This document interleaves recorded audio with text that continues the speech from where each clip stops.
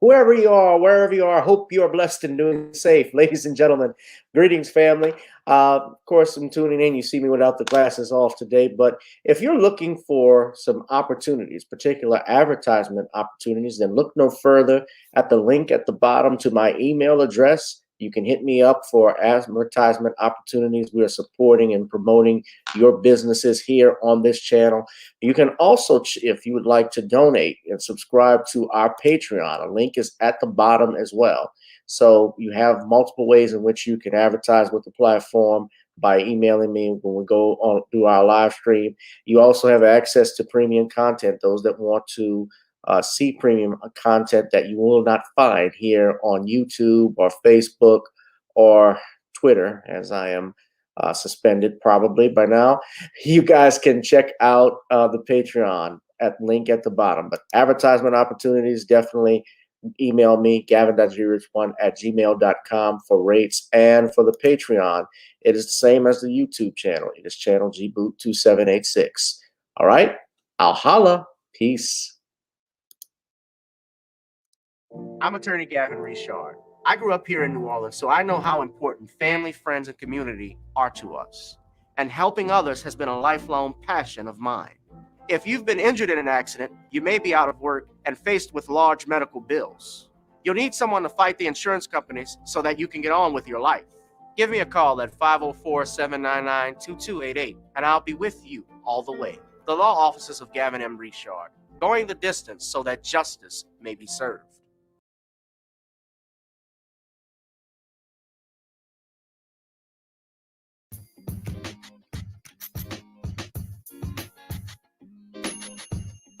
Hi, I'm attorney Gavin M. Richard. Check out my latest book, The Commonwealth of Pennsylvania versus William H. Cosby Jr., The Destruction of Due Process in America. For approximately 2 years now, I have gone on a painstaking quest to investigate the rise and fall of an American icon, Bill Cosby. In the mid-1980s, there was not a star that was higher than Cosby. Advertisements with Coca-Cola, Jello, Kodak, along with the #1 television show for 5 straight years in a row. On Thursday nights, it was must-see TV on NBC. Cosby resurrected the genre of the traditional family sitcom that was once thought dead by television critics. He did this as a Black American with an all-Black cast and showed mainstream network executives in white America that it was possible to be successful without showing the worst in people. He also demonstrated the power that television had, as it can make younger people dream to be the best that they can be. However, like many celebrity stars, unfortunately, they all come crashing down, sometimes by their own fault, others not so much. In this book, I attempted to highlight certain things. We go in depth into both of his trials in 2017 and 2018, respectively. What if I told you that these criminal trials were politically motivated by an overzealous district attorney? Will you also be shocked to learn the attacks on Mr. Cosby did not start in 2014, but also in the 90s, not long after his attempted quest to purchase a major network? From where did all of these allegations of sexual misconduct come from? Were the accusers telling the truth? In the 2 years of research, with some help from others interested in learning the truth and facts about this case, we discussed both the legal reasons why his prosecution and trial were illegal, unwarranted, and also the possible personal motives as to why this may have occurred. Most importantly, we warn about the dangers of prejudice and why trial by social media, or mainstream media rather, should never be the norm. All this and more in The Commonwealth of Pennsylvania versus William H. Cosby Jr., The Destruction of Due Process in America. Available on Amazon this fall in Kindle and paperback format.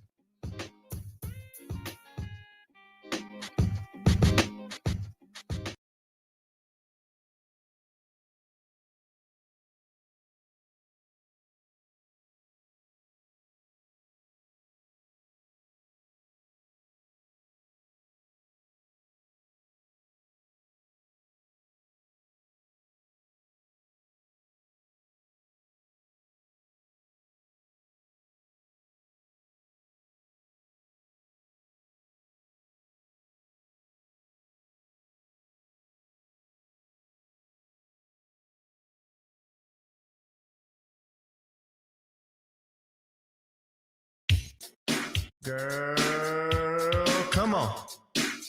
Gotta dance to the beat, because on the dance floor is where we'll meet. Show me what you got.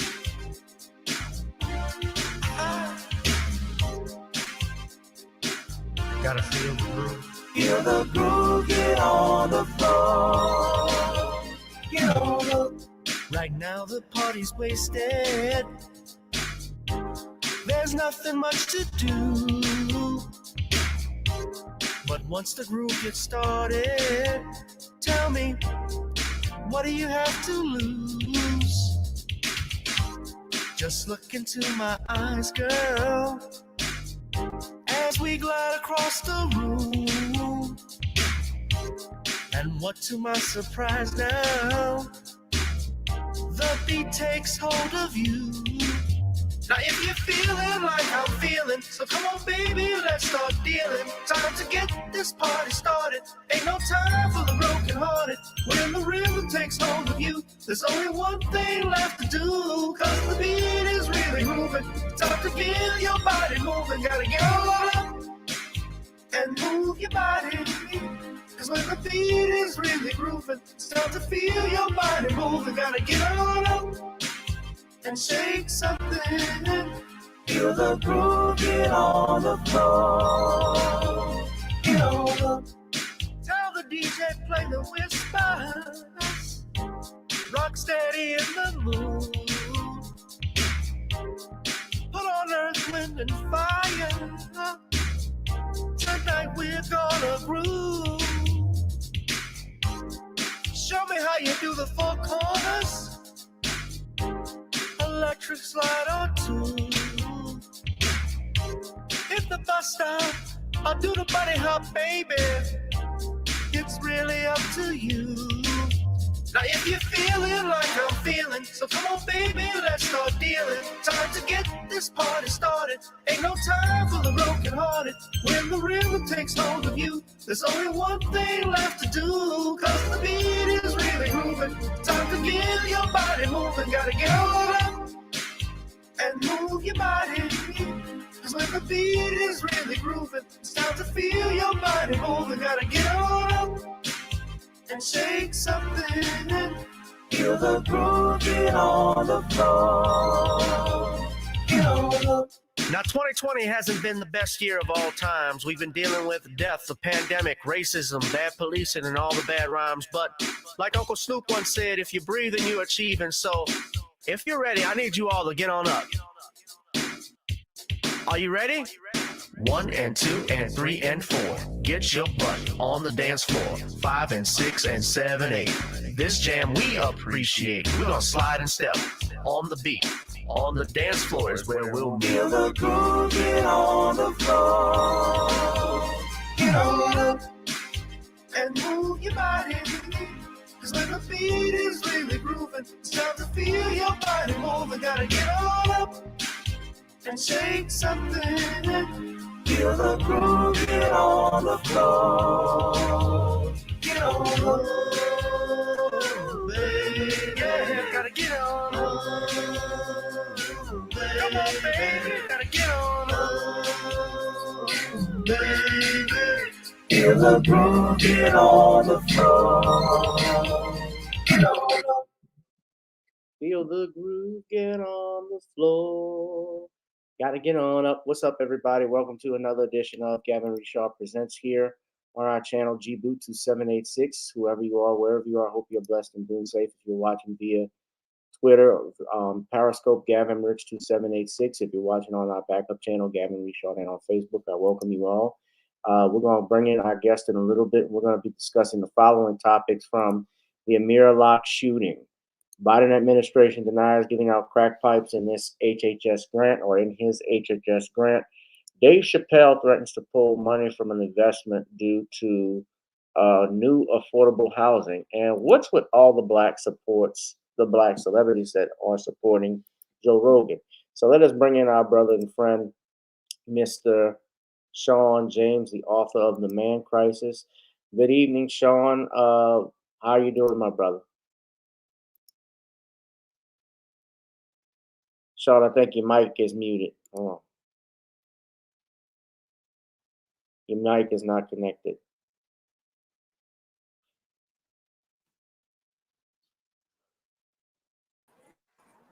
All right, my microphone is on now. How are you, Gavin? I'm doing fine. I'm doing fine. Hello to all in the chat.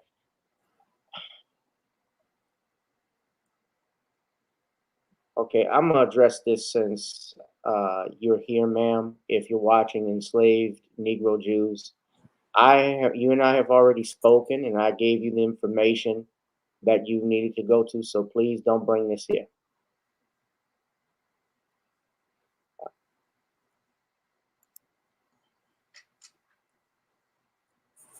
I'm not licensed in even in your state, ma'am, which is why I recommended you speak to people that are presently there. And I even said this publicly when you came on last time, and I said I would call you, and I did. So I advised you what to do. I'm not licensed in that state, so it is what it is. I'm sorry that that happened to you, but that's not for this here.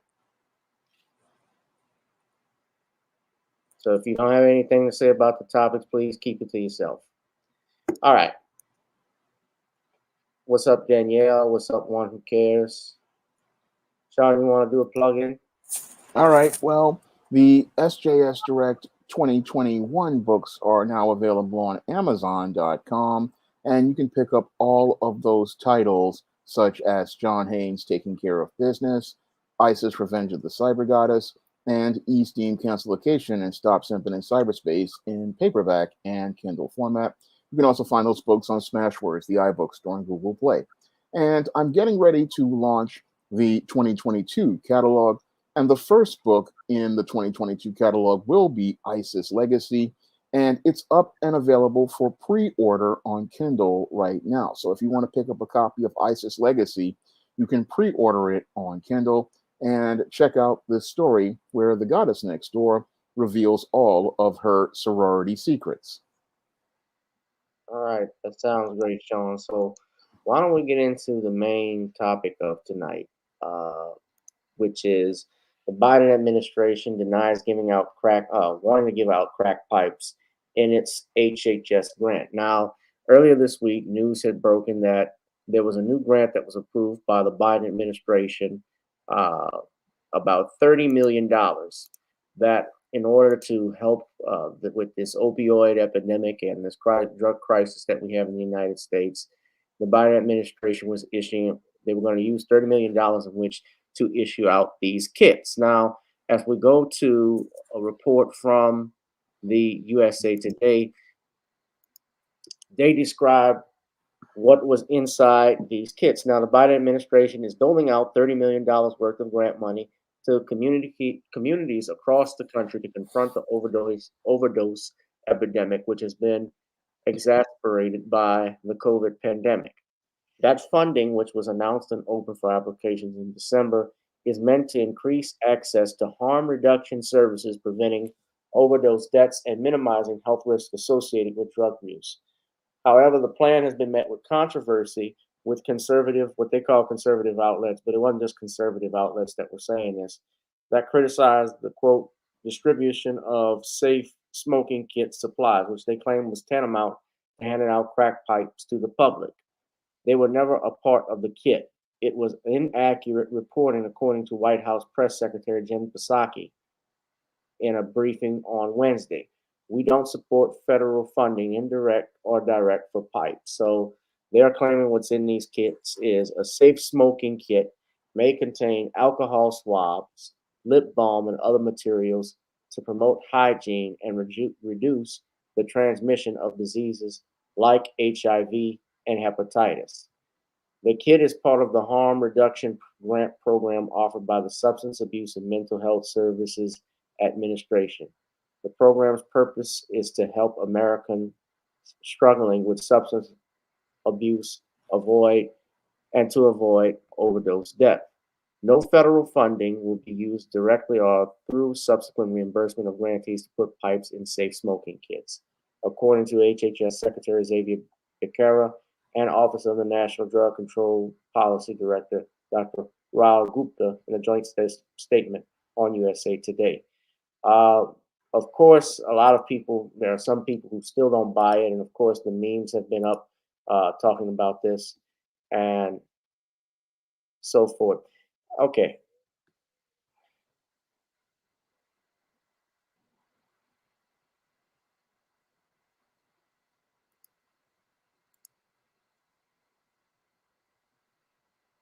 Okay. Somebody, all right, I'm going to just do this. Ma'am, for you to call me a liar, all right, that's it. You're out of here. Get your ass out of here. All right. Go ahead. Shawn, what did you think of this? Well, I look at this whole situation as one that just shows the dysfunction of the Biden administration. Now, this is very similar to a policy we have here in New York, where your former mayor, Bill de Blasio, created these places for addicts to go out here and be able to take drugs. And in both cases, I see it as not really stopping the harm of drug addiction. All this is doing is enabling more drug addiction. And it does not really stop any of the issues as related to overdosing, because when it comes down to a drug addict, the more you enable them, the more they want to go out here and participate in the habits that are causing them to want to escape. Because we're not really dealing with the real issue that's causing the addict to be addicted. And I talked about this in depth in my book, The Man Crisis, in the chapter Addiction and the Man Crisis. When a person is addicted, they have to confront the issue that is causing them to go out here and take these drugs to escape. And with this whole enabling, what we're doing is just kicking the can further down the road and not really dealing with what helps an addict, and that is getting to rock bottom. When a addict gets to rock bottom, that's when they acknowledge that they have a problem and they go out here and try to go out here and get help. And what we're doing by giving these addicts Narcan and these kits is all we're doing is giving them more time to continue on in their dysfunction. But your Joker Joe Biden thinks that this is constructive when it's not constructive at all. Now, your Joker Joe probably thinks that this is a tangible that is good to give to predominantly Black people, and it's an insult to Black people because it shows how racist he is, because he sees Black people as nothing more than addicts and criminals. And this is, I guess, this is what he thinks is a tangible to give to Black people. I mean, this is just as racist as giving a Hispanic person a sombrero or an Asian person some chopsticks. And again, it does not really help deal with the issue of addiction. And the only way to deal with this issue of addiction, again, is to let the addict hit rock bottom with no support at all and let them hit that point where they realize that they have a problem so bad that it makes them want to confront the problems that they're having in their life that lead to them taking whatever. Let me stop you for a second though, Shawn, because I want to ask a question and intervene on that. Do you think why do you think then let me start over. What he's talking about with smoking kits, the stuff that they're claiming that are in it, does that even make sense to you? No, it doesn't, because it doesn't help. It's like it's just enabling their dysfunction. Alcohol swabs, that's for a heroin addict to be able to so-called shoot up clean. But heroin addicts don't need that. Lip balm, that doesn't really help anything. It's just again a big waste of money to enable dysfunction. And this does not stop an addict. I worked with addicts in the Strive program about 22 years ago, and they all told me from their experience the only way an addict deals with their problem is going out here and hitting rock bottom, because when you hit rock bottom, you acknowledge you have a problem. Otherwise, you're just denying the problem. And that's what these politicians are doing, denying we have a serious issue with opioids, we have a serious issue with crystal meth, and we have a serious issue with fentanyl. And we're not dealing with what's causing these people to take these drugs to escape. And until we deal with helping them confront the problem, this is just money being wasted. And again, it's, I guess this is Joker Joe's passive aggressive, tangible to Black people. Oh, I'm going to give you a tangible passively, but aggressively, it's not going to do you any good at all. Yeah. I think that when I was looking at it, I mean, I saw the memes, and I'm sure everybody else did. And I, here's what I think is happening too. I think that the Biden administration, they know that it's on its way out. He's not even caring about what he's doing. Like Yeah, I don't think he has a care in the world. he's phoning it in. No, he's phoning it in. He's not hiding it. And I'm nobody. All the people who were voting for him, all the people that were supporting him and so forth, they have been dead silent as of lately. If you've noticed about this, Yep. especially this issue, although your roly poly said, "Shut the fuck up." They ain't giving out no crack pipes. Roly poly saying it ain't happening. These Negroes that are just going hard for the Biden administration. I mean, they can't. I, him, I expected, but other people. I mean, the people that I got into arguments with, especially when Kamala Harris and Joe Biden got elected, I said nothing was going to happen, and sure enough, nothing has.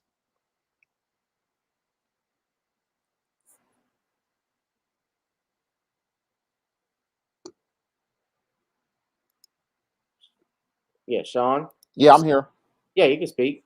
Yeah, well, what we got was a big bag of nothing when it came down to your Biden administration, and this administration is turning out to be one of the greatest disasters I have ever seen.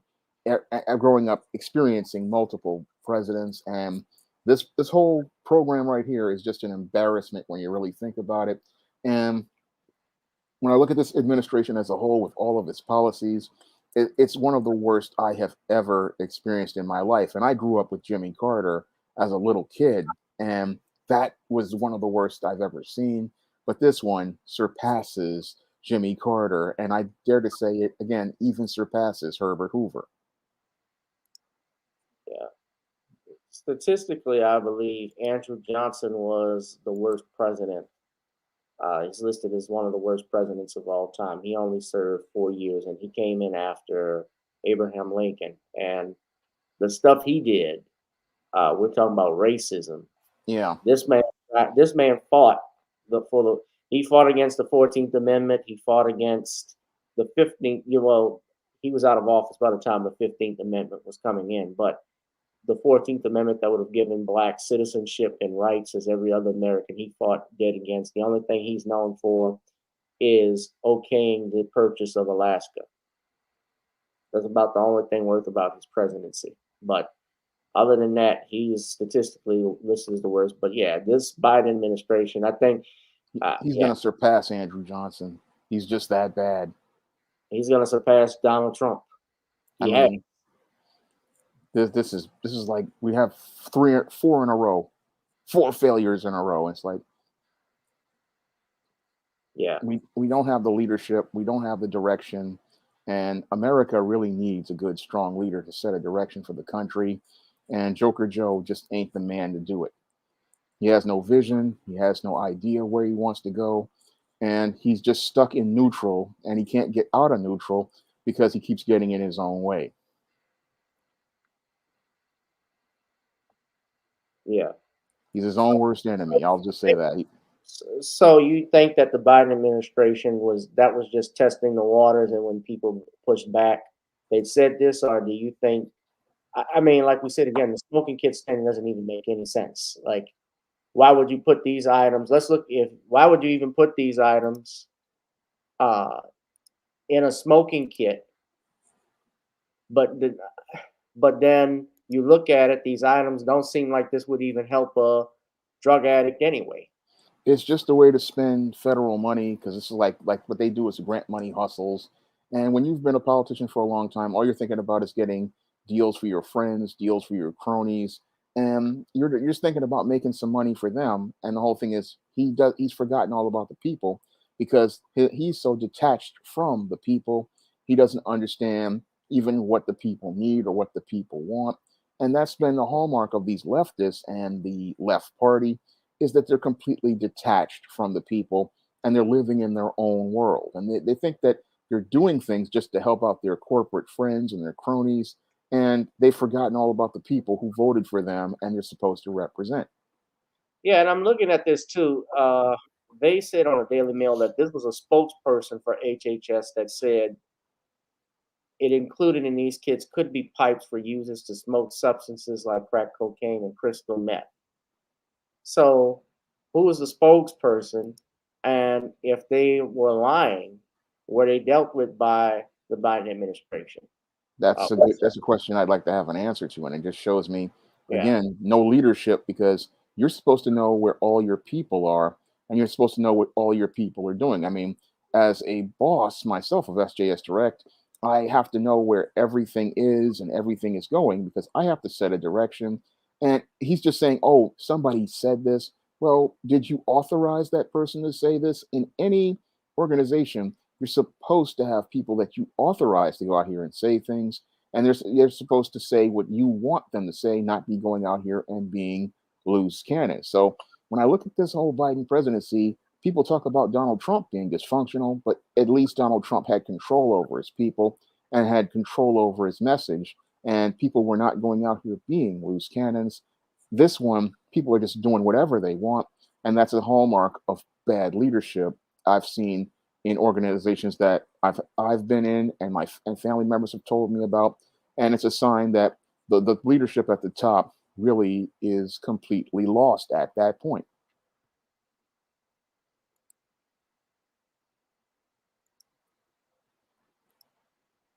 I want to share this with everybody though, because this was funny.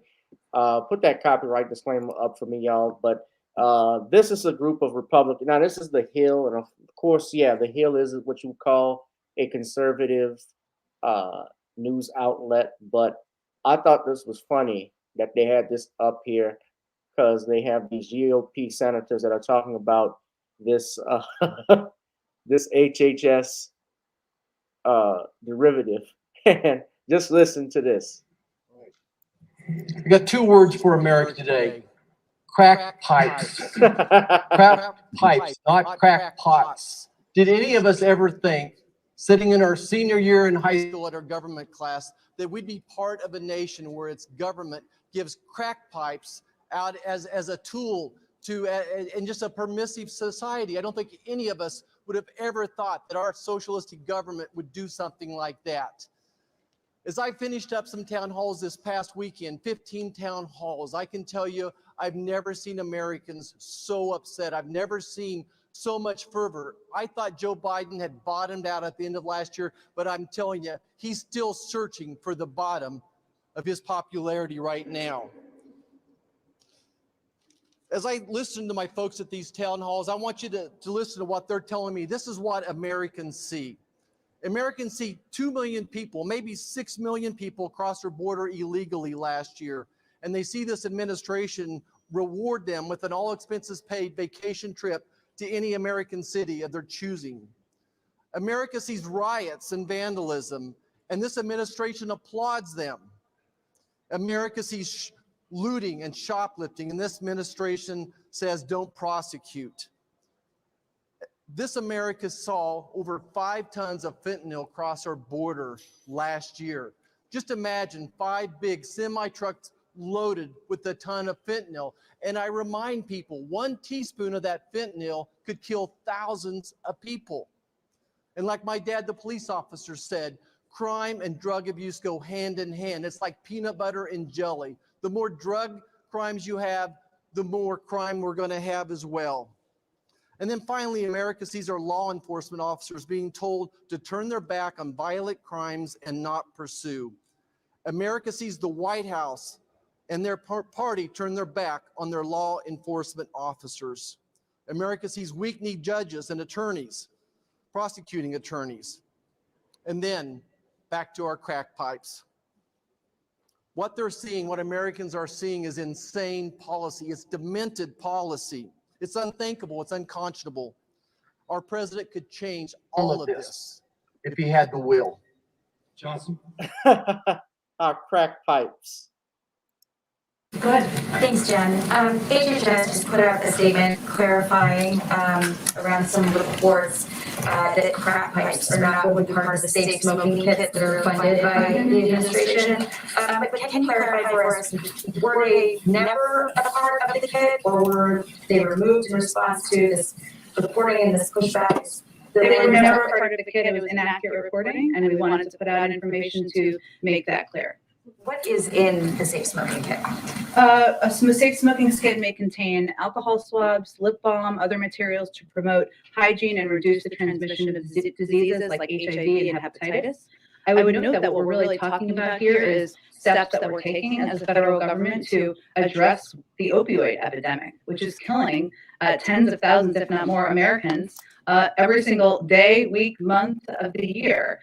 We put out this statement, though, because there was inaccurate information out there, or I should say HHS put out this statement because there was inaccurate information out there, and we wanted to provide clarification on the allowable uses for the HHS harm reduction program. It's not a change in policy. This program, though, is focused on harm reduction strategies, including prioritizing the use of fentanyl test strips and clean syringes. And all of these harm reduction services that will be supported by these programs are intended to save lives from an epidemic that we know is devastating to communities across the country. All right. I do want to stop it there to say this. If that is the case, why don't you go after the pharmaceutical companies?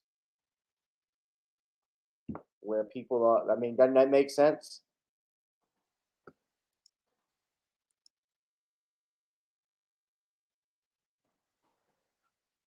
Doesn't that make sense? You go after the pharmaceutical companies. That would be the best thing to do.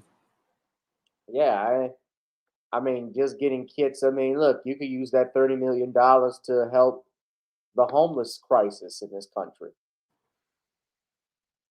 You have homes that you could set up right now. Less than, I mean, people are building. I think Amazon has these small houses that people can buy and purchase a home that you could make. We could do that for the homeless. We could solve the homeless situation right now. Instead, we're talking about enabling.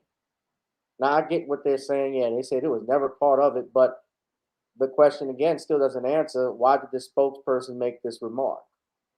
What was he talking about? Was he, you know, who was authorized to make that comment? And they can't answer. If you're the boss, you're not supposed to let people be saying stuff. And then, so just to put a final point on it, does the administration support any effort then to distribute drug paraphernalia? The statement makes clear that we don't support federal funding, indirect or direct, for pipes. And then on the safe injection sites that the DOJ is evaluating, was this an ask from the White House that they review that policy? You know, that for years DOJ has opposed efforts to open safe injection sites? It's under litigation, so I can't speak to that. But what I can tell you and reiterate is that the White House is committed, as I would reiterate for you, many Democrats and Republicans, including Senator Cruz, to taking steps to address the opioid crisis. This is not an issue that is inflicting just blue states. It is inflicting millions of Americans across the country, and it is important that we take steps to address it.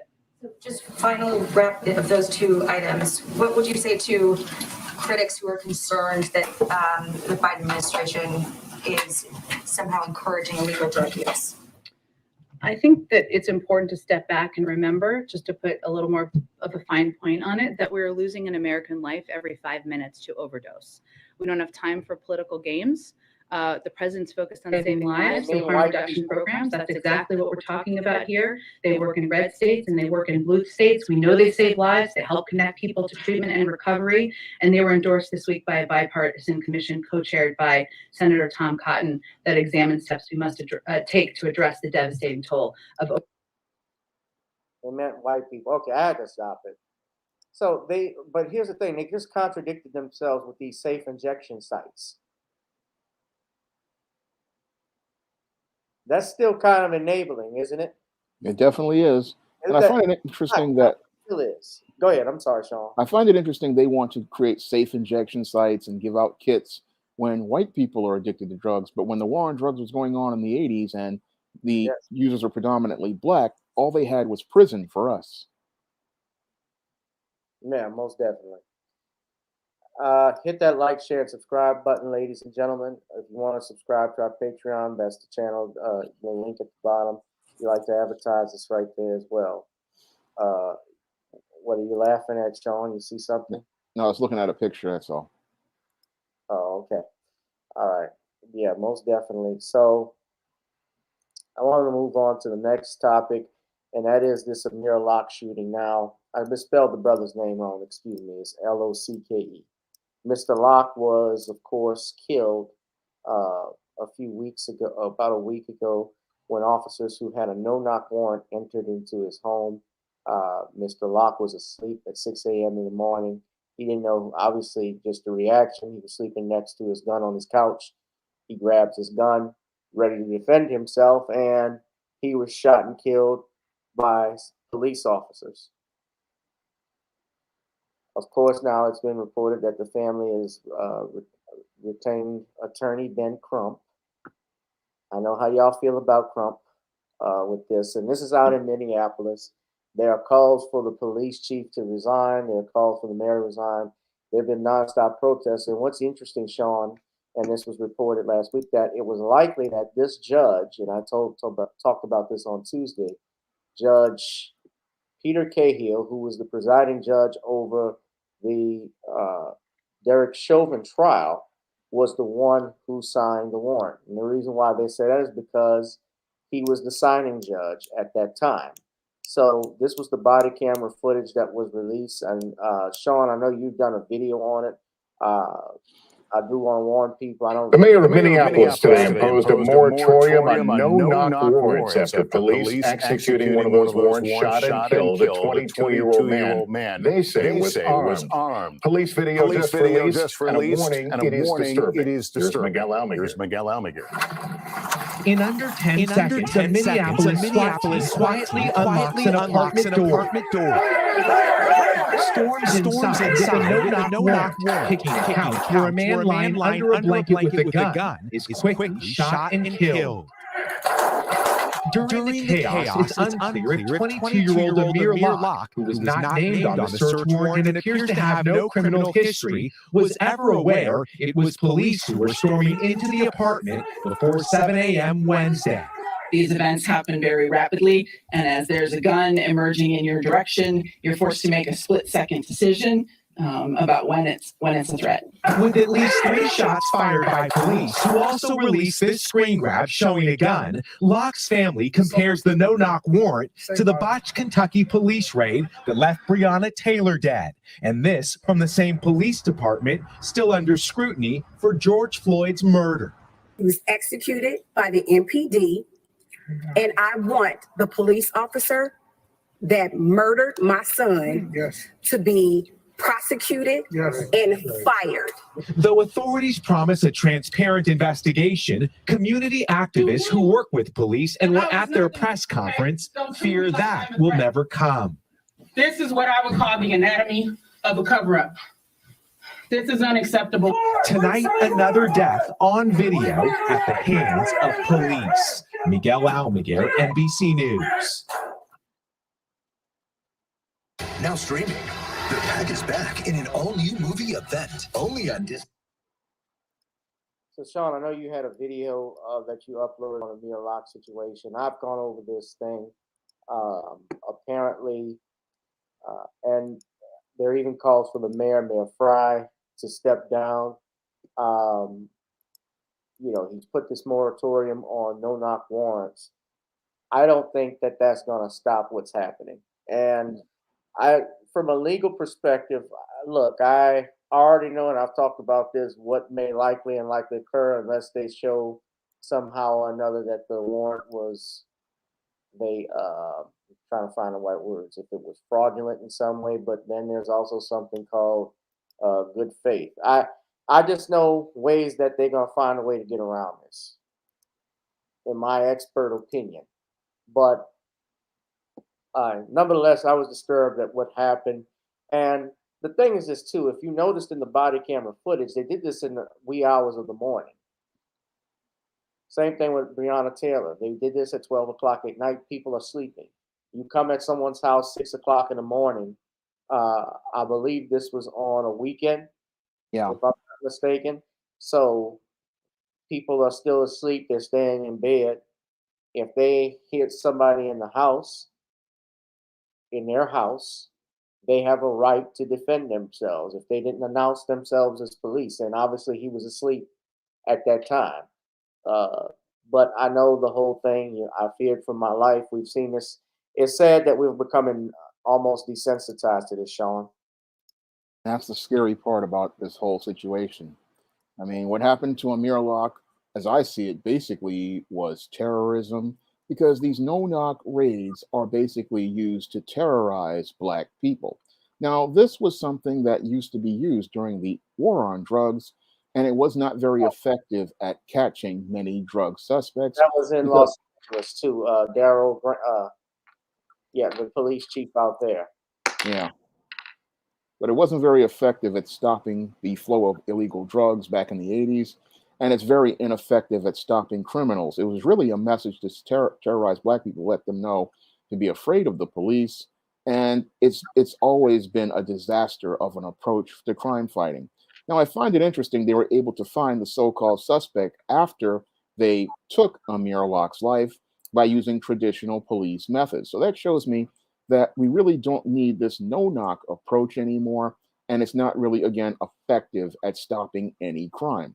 Now, the big problem with this Amir Locke situation is it shows that your leftists were not genuine about so-called police reform. Now, back in 2020, people practically destroyed almost the entire city of Minneapolis after the murder of George Floyd. And even with all of that destruction, we still have these white supremacists on the left who are still willing to let the entire city be destroyed in order to be able to continue on with their policies. That's the most disturbing thing out of this whole situation, that we practically saw Minneapolis go up in flames. And instead of these people looking to be genuine about reform, what they were doing was playing a game of chess and giving your black folks empty symbolic gestures where they basically sacrificed your Derek Chauvin and hoped to pacify the masses. And then after that, they wanted to get back to business as usual. And that really showed by the way they worded that whole so called law that was supposed to ban no knock warrants, which they changed the words to say, oh, we're just going to announce us coming in, but they did not stop the entire policy. That really, again, showed, I mean, how disingenuous these people in Minneapolis are in the political machine. And we should, and people, black people in Minneapolis should have followed through by punishing your Jacob Fry by denying him another term as mayor. That was the saddest part about this whole situation, was the fact that black people did not remain vigilant and they took the empty symbolic gestures instead of keeping the pressure on in order to get the tangible of justice.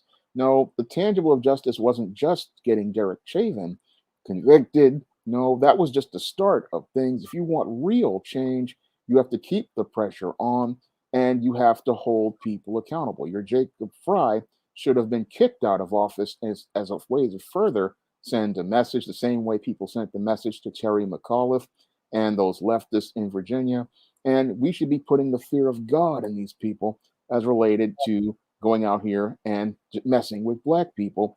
And that didn't happen because people, once they got their empty symbolic gesture, they still were out here going about their business, thinking everything was okay with Derek Chauvin. But we see that in order for us to get the tangible of change, we're going to have to pick our own candidates, and we're going to have to ensure that's the only way we can ensure things, because we cannot trust people like Jacob Fry, who basically let things with this whole no knock warrant law just use the technicalities of the words to go back to business as usual.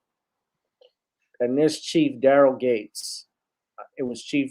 He was the Los Angeles Police Department chief from 1970. He was from 1965, 1978 to 1992. Excuse me.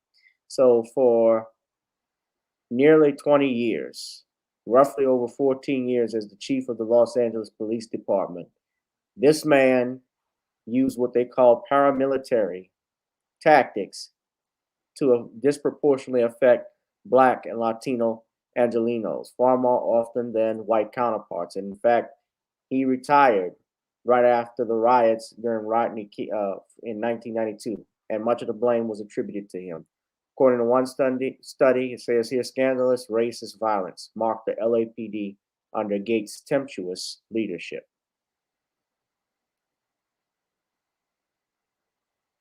Yeah, that's what they do. These tactics that Daryl Gates used, they were all part of terrorism. It was about sending a message to Sending a tank into a house. Yeah, to knock a house. It was just the same thing as Al Qaeda or ISIL. It's all about putting fear into black people and letting them know that if they try to do anything, they will be dealt with extreme force. I mean, I find it interesting. They won't do this in predominantly white neighborhoods, and they probably won't do it because they know that those white people will turn on them, and they'll probably come back fully armed, ready for war. Okay, so this happened on February 1st. This stealth entry to execute the search warrant was approved February 1st, the day before Minneapolis SWAT officers stormed into the Bolero Flats apartment yelling search warrant without knocking. Locke, 22, was on a couch under a blanket and he stirred after an officer kicked the couch. He had a gun in his right hand and was shot within seconds. The pre-dawn raid stems from the fatal shooting of 38-year-old Otis Elder during an apparent drug transaction on January 10th outside a recording studio in St. Paul. The latest court findings accuse Locke's 17-year-old cousin, Mackay Speed, and others with him of attempting to rob Elder of money and or drugs. Speed was charged Tuesday with the second-degree murder for the killing of Elder. County prosecutors want to certify him to be tried as an adult. He remains in custody ahead of a February 15 court appearance. Locke was not the subject of the search warrant, nor were the others who were present in the apartment at the time the police burst in. Speed's older brother, and the brother's girlfriend. No records indicate that Locke was thought to be involved.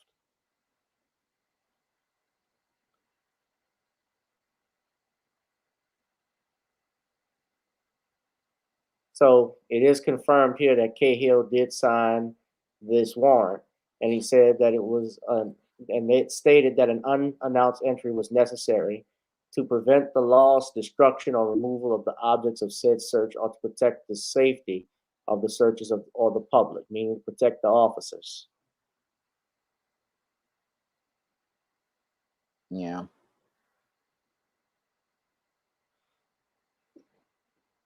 So it doesn't surprise me. It's not going to surprise me if they walk, man. Yeah, it doesn't surprise me either.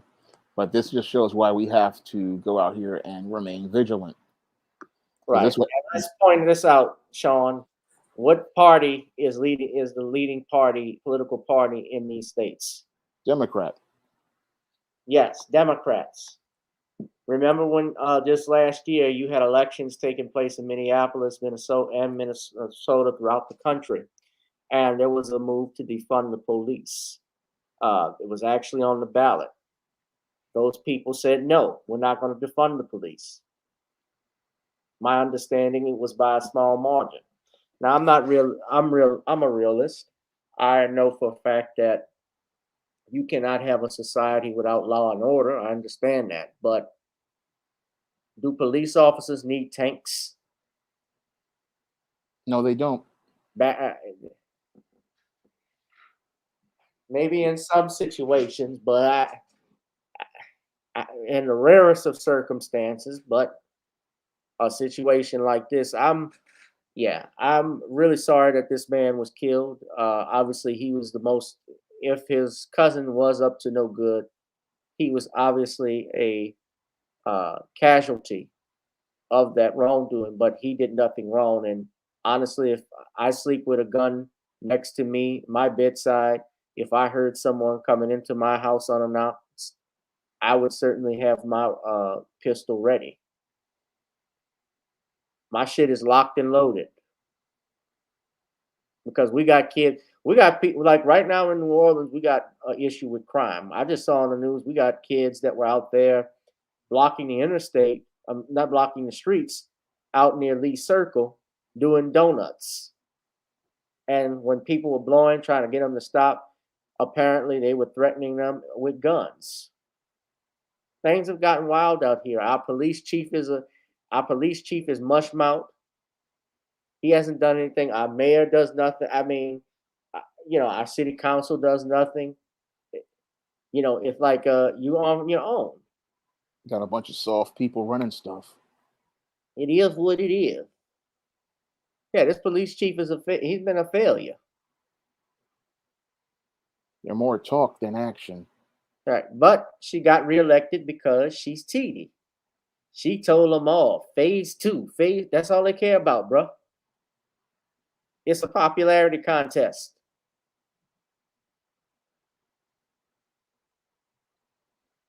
Of course, we can agree. Yes, they won't change. The only way they'll change is if you take their money.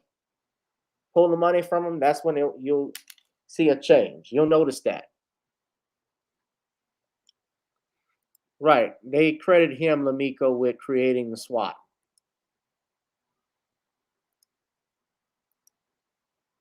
And crime in LA did not even change, even with that unit. Yeah. What do you think? Final thoughts, Shawn, on the Judge Cahill signing the warrant? Do you fault him? I fault him, and I also fault the entire Minneapolis Democrat political machine.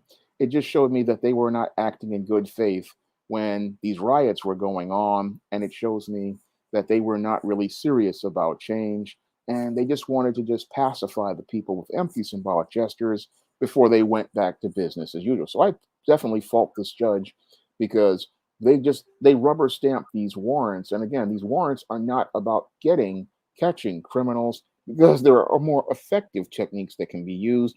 This is about sending a message to the community that they need to be afraid of law enforcement, and it's all about basically terrorism and terrorizing Black people. Hit that like, share, and subscribe button, ladies and gentlemen. If you like what you're seeing tonight, if you like our show, we do this every Tuesday, Thursday, and Sunday. So it's Thursday nights. It's Random Topic Thursdays, only on channel GB2786. Danielle Meyer says change has to come from the Black community. Well, we have to take our community back. We have to, as we say, build the block and buy land, buy the strip, where we see these dollar stores and so forth. We're sick of seeing it where it's owned by some people from outside our community, even our gas stations. We don't control any of that.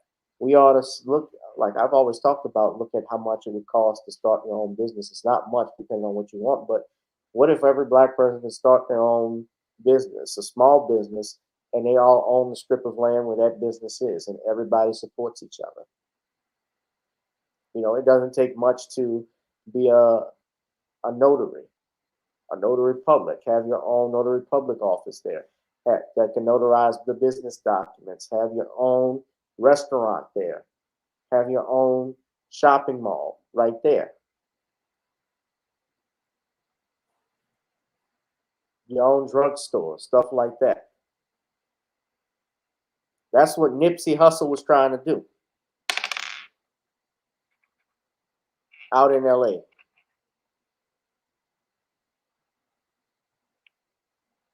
And we know that he was under that same Los Angeles Police Department. They had him under investigation.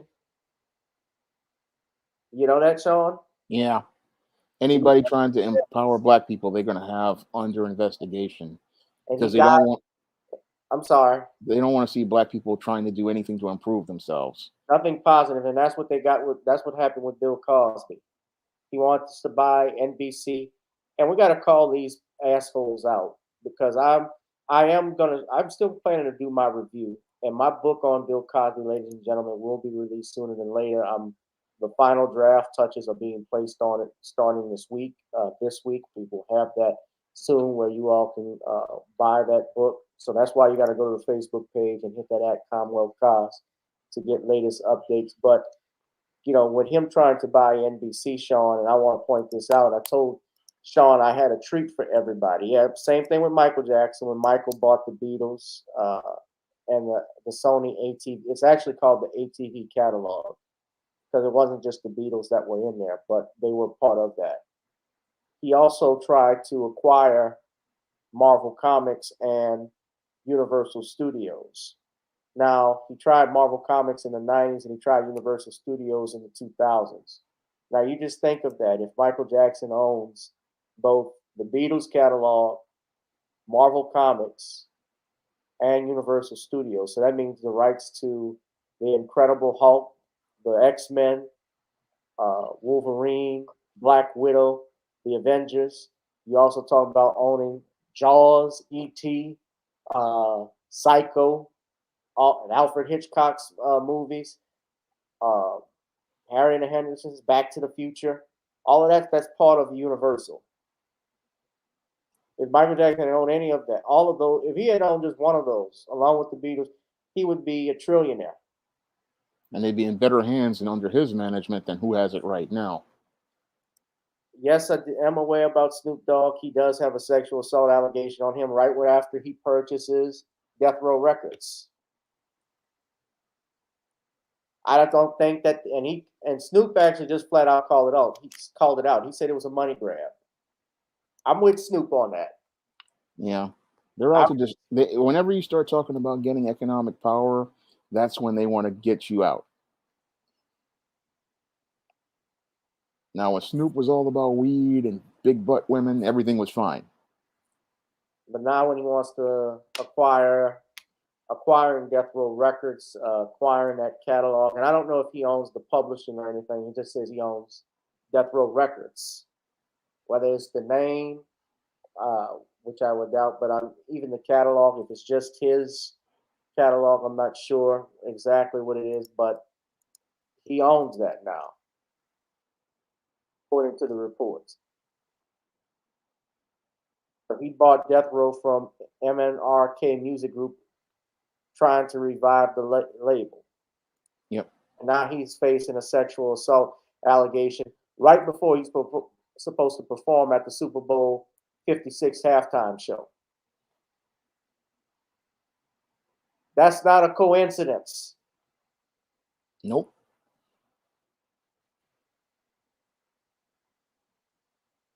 And Death Row Records was arguably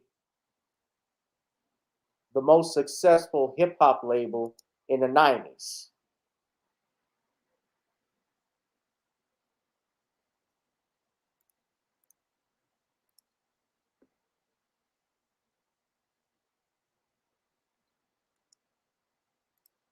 $100 million at its peak. They were making $100 million a year.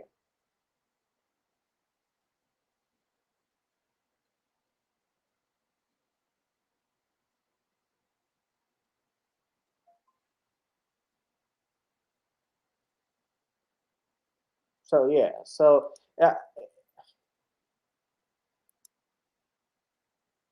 so Danielle said, "Who's the next black celebrity to be Me Too?" Think Lawrence Fishburne. He's too old. They go after anybody. The whole No, thing he's is that not too old. If Bill Cosby is 78.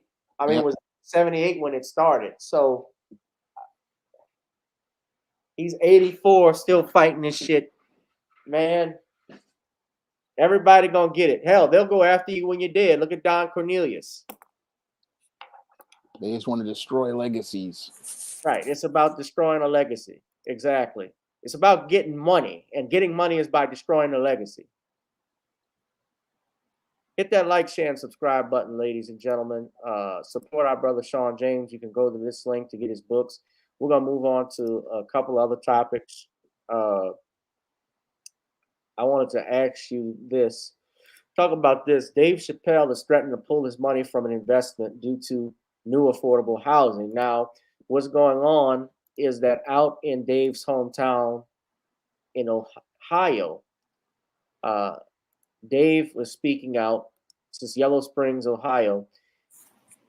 He doesn't live that far from a new housing development that's supposed to come out, and it's about worth $39 million.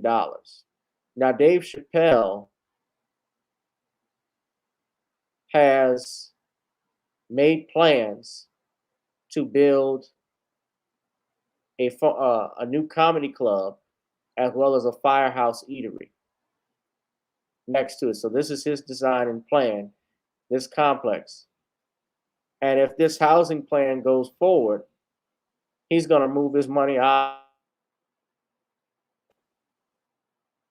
The council deadlocked on the after the council deadlocked on the proposal. It says here the zoning allegedly reverted to what was previously approved: 143 single-family homes on a lot, with the homes starting at about $300,000. At Monday's meeting, the village council voted against its own plan following Chappelle's tirade and angry remarks from other village residents. Now it's unclear whether developer over homes can move forward with the development. The proposal the council voted on Monday night would have included 64 single-family homes, 52 duplexes, and 24 townhomes with an additional 1.75 acres to be donated to the community for affordable housing to be built later. That's another word for projects. Yeah. So the development project he opposes involved more than 100 single-family homes priced around $250,000 to $600,000. Now, I believe this, which is supposed to come, would be edging right on the edge of his property where he lives, because Dave actually has a farm. But look at his comment. I want y'all to look at his comments. He didn't speak too long, but look at our boy go off.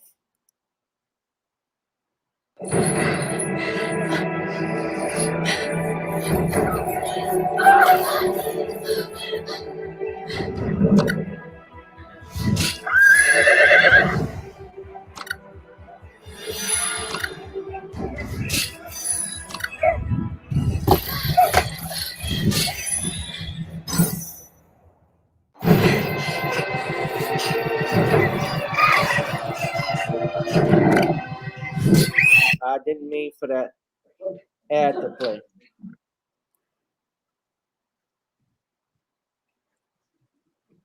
Hello? Can you hear me? Yes. Yes. Huh. Oh, wait, hold on. Talking about this privately. Let me rewind it. Can you hear me? Yes. Yes. Hi, I'm Dave Chappelle. I just want to say, and Marianne, I can talk to you about this privately. I don't know why the village council would be afraid of litigation from a $24 million a year company while they X out the $65 million a year company. I cannot believe you would make me audition for you. You look like clowns. I am not bluffing. I will take it all off the table. That's all. Thank you. Okay. All right. So He kept it short and sweet. I'm gonna formally open the public hearing. I'm not playing.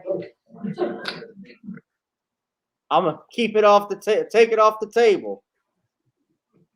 No. Can you hear me? Yes. Yes.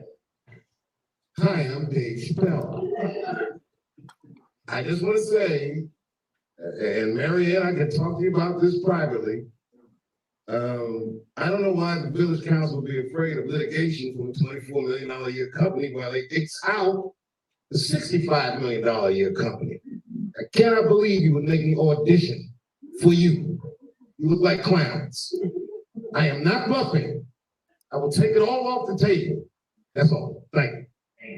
Okay. All right. So.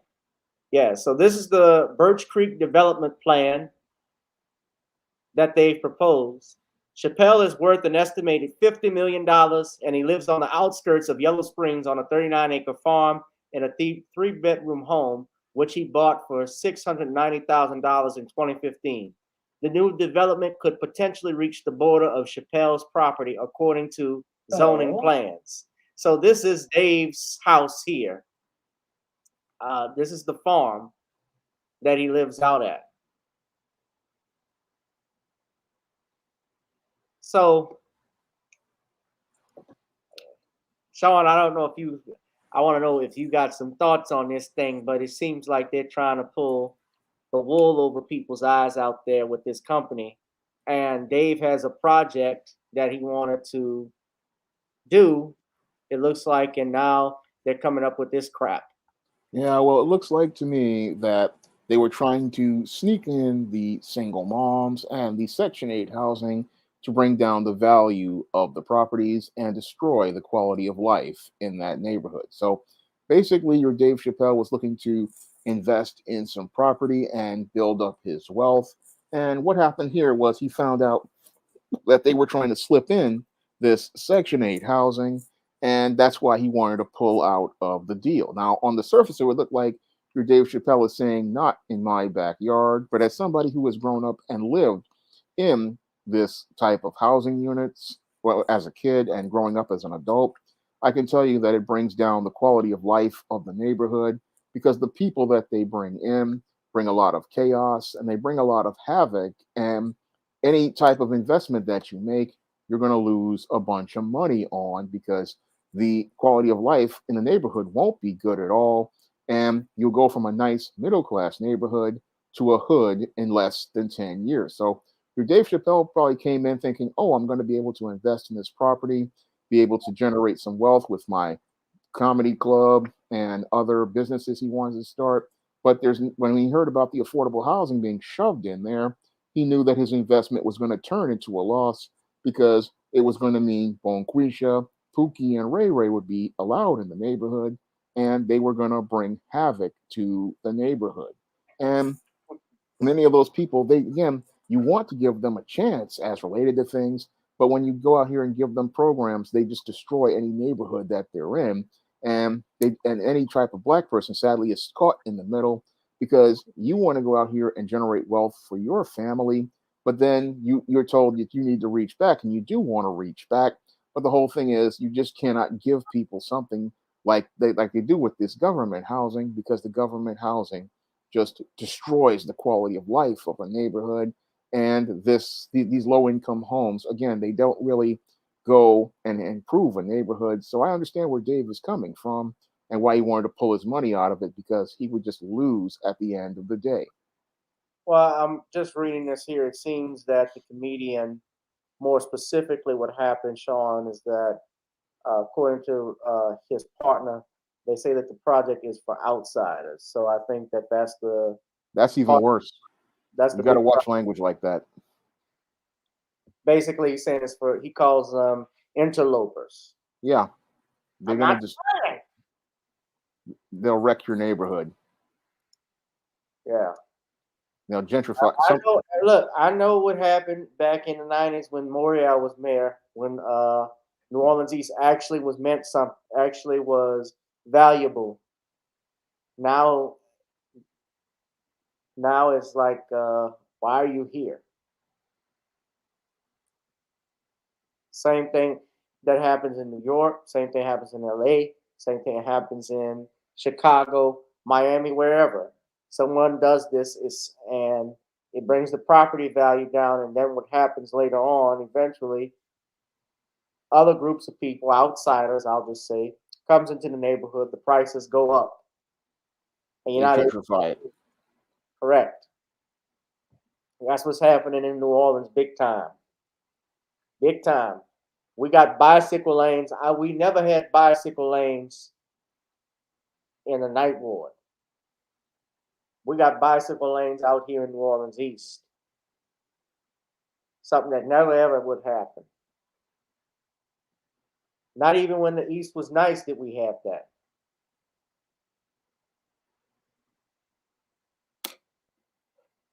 So yeah, Dave is fed up. Dave is doing right. Pull your money out of any project you have.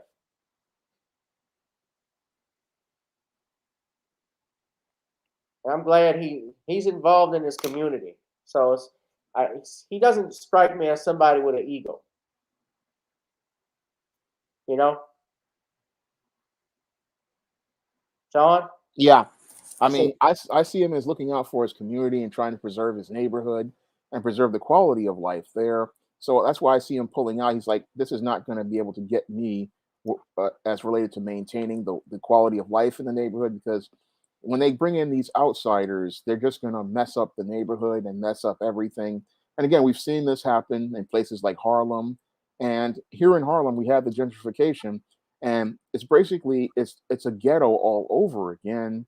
And while these people will get their money in the beginning with your grants and their government programs and stuff like that, once that money runs out, they close up all the businesses, and the entire neighborhood is turned into a whole bunch of ruin. So I understand what Dave is doing right now, and it's best for him to just pull out and let this deal fall completely apart, because everybody's quality of life will be a lot better because you'll preserve the quality of life in that neighborhood.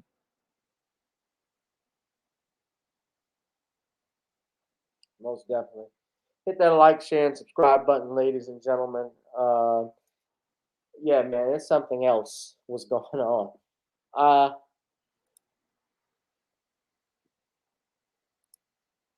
This always happened. Yeah, and our quality, and like I said, I talk about New Orleans East. I remember what this area used to mean.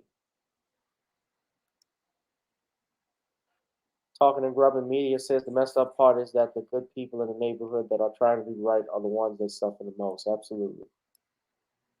So last thing I want to talk about with you, Shawn, this isn't a long show, actually, but, I should have brought this up with the Bill Cosby thing, since I briefly mentioned it. I'm doing a video review. Now, you remember the last time we were here last week, we went over that dud and how it went to 149th and even being beaten by Gilligan's Island, right? Yeah. Now, what I saw was that the viewers, now there's live viewers and there's also the on demand. And my understanding is that only 166,000 people watched it on that night. So from the numbers, which is still very, very low. But now let me show you some other details. I have a treat for you all. So I had a chance to look at what's from the Spoiler TV weekly broadcast ratings table updated on February 8th, 2022. And this is the demographics. So the network averages on NBC. This is the network averages. So the Winter Olympics was #1. And as you go through here, you see the different TV shows like Judge Steve Harvey. Your ass is liable for $5,000. Judgment for the plaintiff. Get your ass out here. Blackish. That's My Jam. You see all of that. Now, this is all on cable. I'm sorry, on regular TV. Nothing about Showtime. Now, let's look at cable here.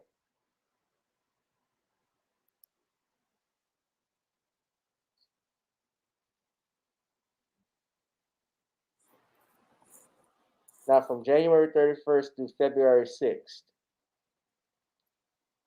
Now, I was trying to see if they were including HBO or Cinemax, any of the cable networks. I didn't see that there. But what is clear, if I'm just going by what I'm seeing, is that this couldn't even crack the top 100.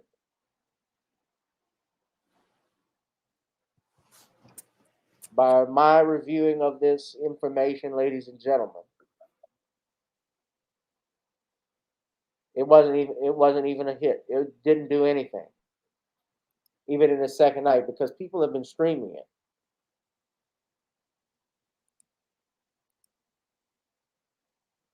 Now you look at the weekly streaming Nielsen streaming charts. Let's see.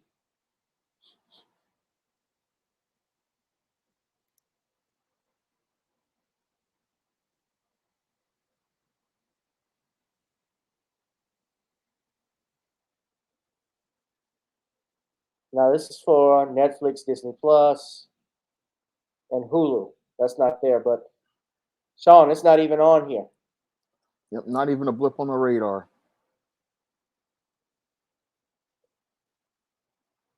So what does that tell y'all?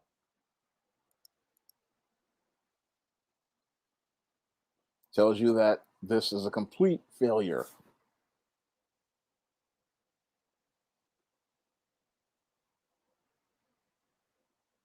Yeah, I thought that was interesting.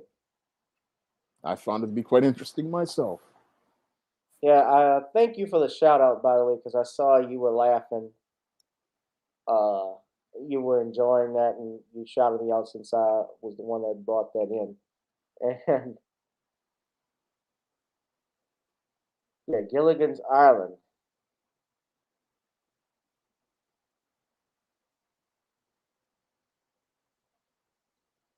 Just sit right back and you hear a tale of a fateful trip. That was funny, huh? Yeah, it was.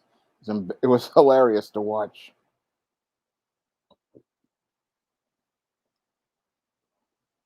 And the whole thing is just embarrassing to see that it went out that way. It's like your W. Kamau Bell sacrificed his dignity, his self-respect, and his self-worth, and all it got him was a job bagging groceries at the Safeway. I mean, that whole documentary, nobody even watched it. And I'm glad that we saw people in New Black Media push back against it, and we had an impact in making sure that the ratings on this docu-ganda never even got into the 100 into 200,000 viewers. I mean, this thing got less views than some YouTube channels, and that just shows you the power of New Black Media's influence on everyone. Absolutely.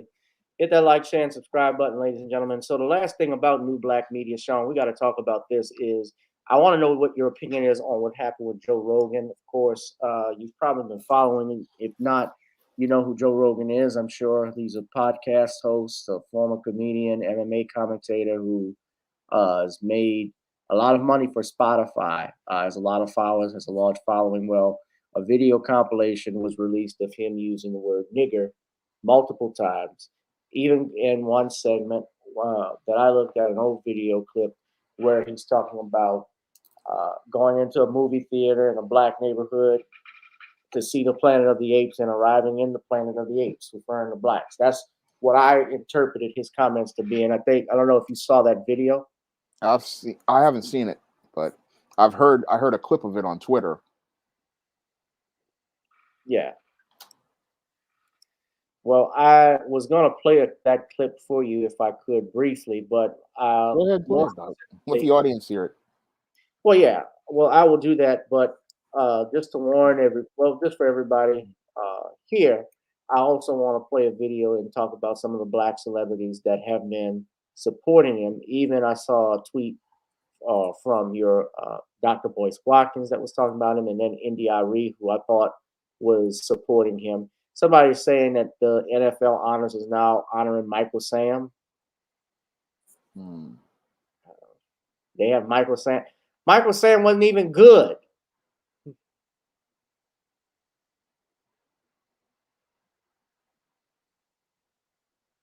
You know that? No, but they just honor anybody. They're just doing it because he's gay. Yeah. So they're pushing the agenda there. Yeah. Oh, yeah. The message. Okay, so here's the video. You've already said nigger. Arie is just like nigger. Saying nigger. She's calling you a nigger. It's like this boy that he's a nigger, but starts calling them niggers. Word nigger. There should be a word like nigger, especially like the word nigger. That's our nigger. Oh, niggers. He says nigger. Guy, a nigger. And then our niggers start saying nigger. Use the word nigger. Out the word nigger. See nigger or nigger. Say nigger, and you couldn't say nigger. And it's nigger. Nigger. Like, you know, the nigger thing. Now, saying the word. Let me say this. Even if I take it into context, if he's saying something in context, it was really this that did it for me with him. Because, yeah, you chop up the video, I get it. You don't know what he's saying, context, if he's quoting someone or something like that. That's what I was thinking. But then I had to hear this. And it says, okay, take me to this one. And the guy goes, okay. I goes, is that in a good neighborhood? He's like, oh, yeah. Guy barely speaks English. He takes us there. We get out and we're giggling. Oh, we're going to see Planet of the Apes. We walk into Planet of the Apes. We walked into Africa, dude. We walked in the door and there was no white people. And it says, okay, take me to this one. And the guy goes, okay. I goes, is that in a good neighborhood? He's like, oh, yeah. Guy barely speaks English. He takes us there. We get out and we're giggling. Oh, we're going to see Planet of the Apes. We walked into Planet of the Apes. We walked into Africa, dude. We walked in the door and there was no white people. And it says, okay, take me to this one. And the guy goes, okay. I goes, is that in a good neighborhood? He's like, oh, yeah. Guy barely speaks English. He takes us there. We get out and we're giggling. Oh, we're going to see Planet of the Apes. We walked into Planet of the Apes. All right. Then and there's been multiple videos in the past. Black, mom's white. Standard issue, pretty much. Powerful combination genetic wise, right? You get the body of the black man, and then you get the mind of the white man all together. It's a strange combination. That doesn't, by the way, mean that black people don't have brains. It's a different brain. Right. Don't get me.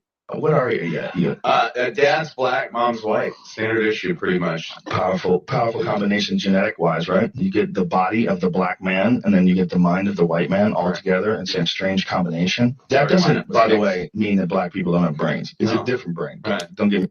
What are you? Yeah. Right, that was it for me.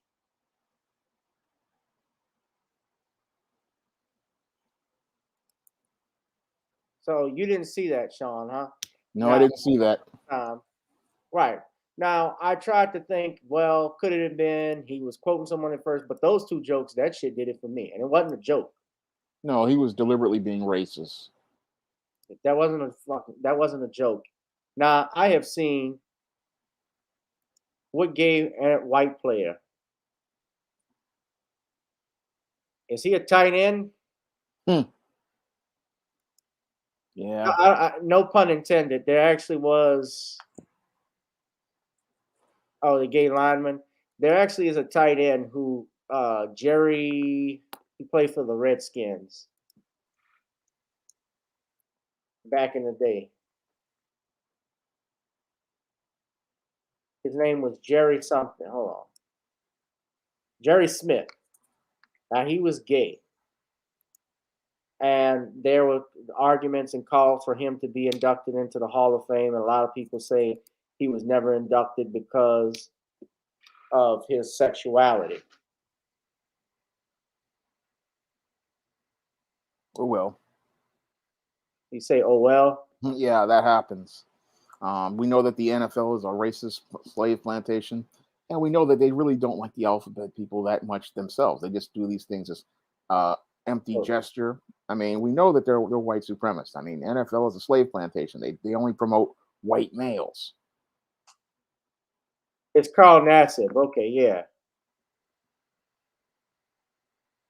So what are they honoring him for? They're just doing it as an empty symbolic gesture to virtue signal and say that they're all about diversity. But all we have to do is look at the way they've treated black coaches and black players, and we see what they're really all about. Right. So he came out publicly. He received public support from his team, from the NFL, from the Raiders. Yeah, I mean, okay. Shawn, you already you made it clear what you think about the LGBTQ community and the agenda. Yeah. Right? It's all agenda. I don't want to say too much because I don't want you to get in trouble. So I look at this as they just keep pushing themselves. They've been pushing since. I mean, I'm looking at this. It seems like he's being honored for some charity work that he's done. Is that what it is? That's what I think it is. To help gay people, to help LGBTQ youth. But I'm looking at it. He's not even that great. His stats. I'm just looking at his stats. He's been in the league for 5 years now. Yeah, we'll say 5 seasons. He's only amassed 22 sacks. 22 sacks, 4 forced fumbles, 1 fumble recovery, 16 pass deflections, and 1 interception. Never made the Pro Bowl.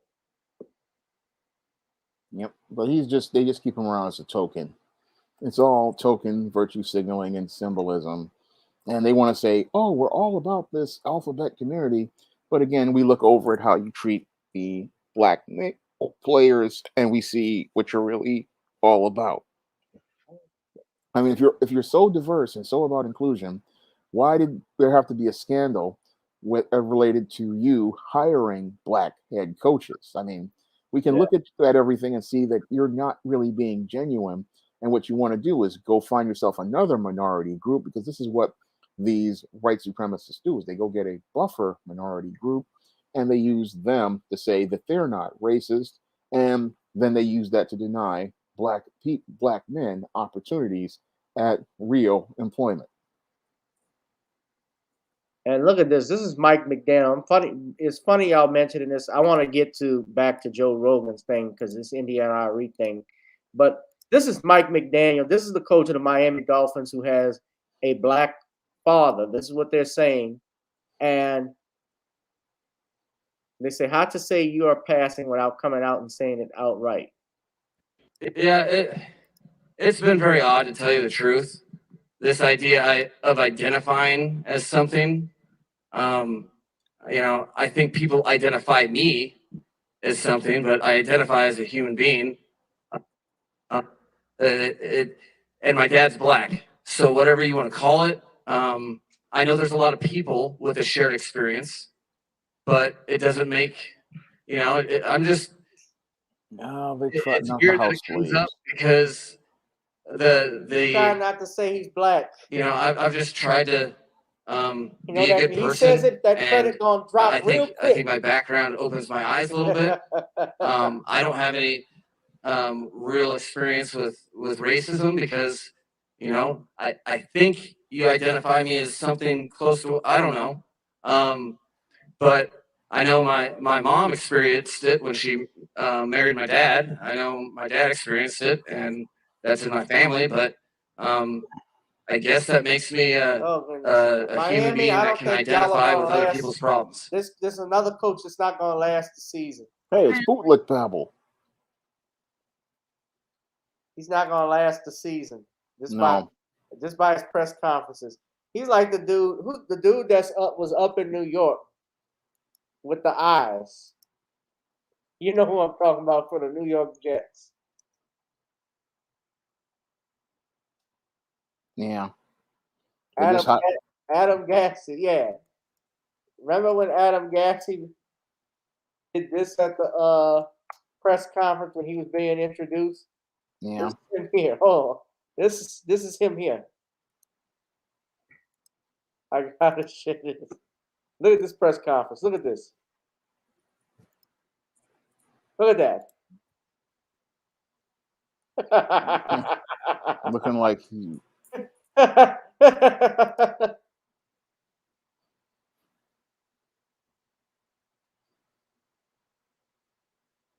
Like he didn't belong there. They don't want black men in positions of power. They do not want them. Know this from my own personal experience. Whenever they see a black man walk in the room, a straight black man, it scares them. This motherfucker look like he's on coke.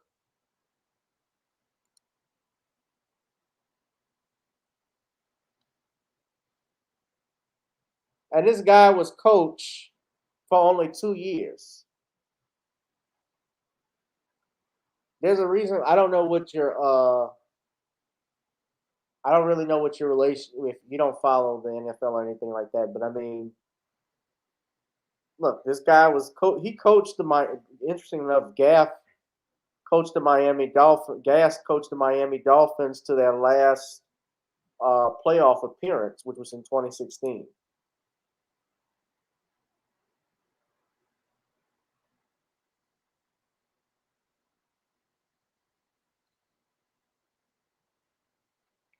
But yeah, that's the coach. They fired Brian Flores, never hire a black coach. They fired Herm Edwards, and they put this in. Yeah, I see you. Well, if he looked at a map, he'd see people waving.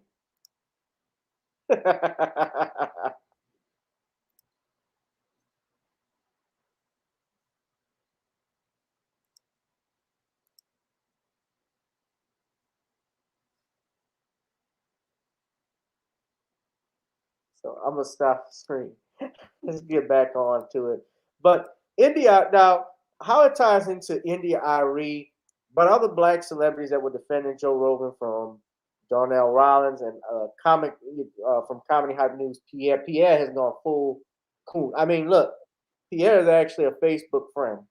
I've talked to him maybe a couple times, but he has always said some slick shit that doesn't even make any sense. It's like he takes the side of the. He always likes to play devil's advocate and take the other person's side. I don't know if he gets paid to do that. Or, I honestly think that's just how he feels. But he defended Joe Rogan when, and I was just listening to a part of that audio on Comedy Hype News, and I don't know if he heard the Planet of the Apes thing. So it's the Planet of the Apes thing that really set that joke, that thing alone. It's not a joke. I have seen white comedians talk race. George Carlin, who is one of the greatest stand-up comedians of all time, I remember him doing a joke about the N-word and talking about context and how he said nobody complains when Eddie Murphy or Richard Pryor use the N-word. He says they're not racist, they're niggers. He actually said this. And my brother and I were watching, and I'll be real with you, I laughed at it. Because George Carlin was an outstanding comedian. But whenever a white man says it, there's a sting to it. He has power with it. But it was really the Planet of the Apes thing. This was not a joke. Just like with Michael Richards at the Laugh Factory. That was not a joke. No. These guys were racist from the jump. They had a breakdown. Yeah, it wasn't no joke.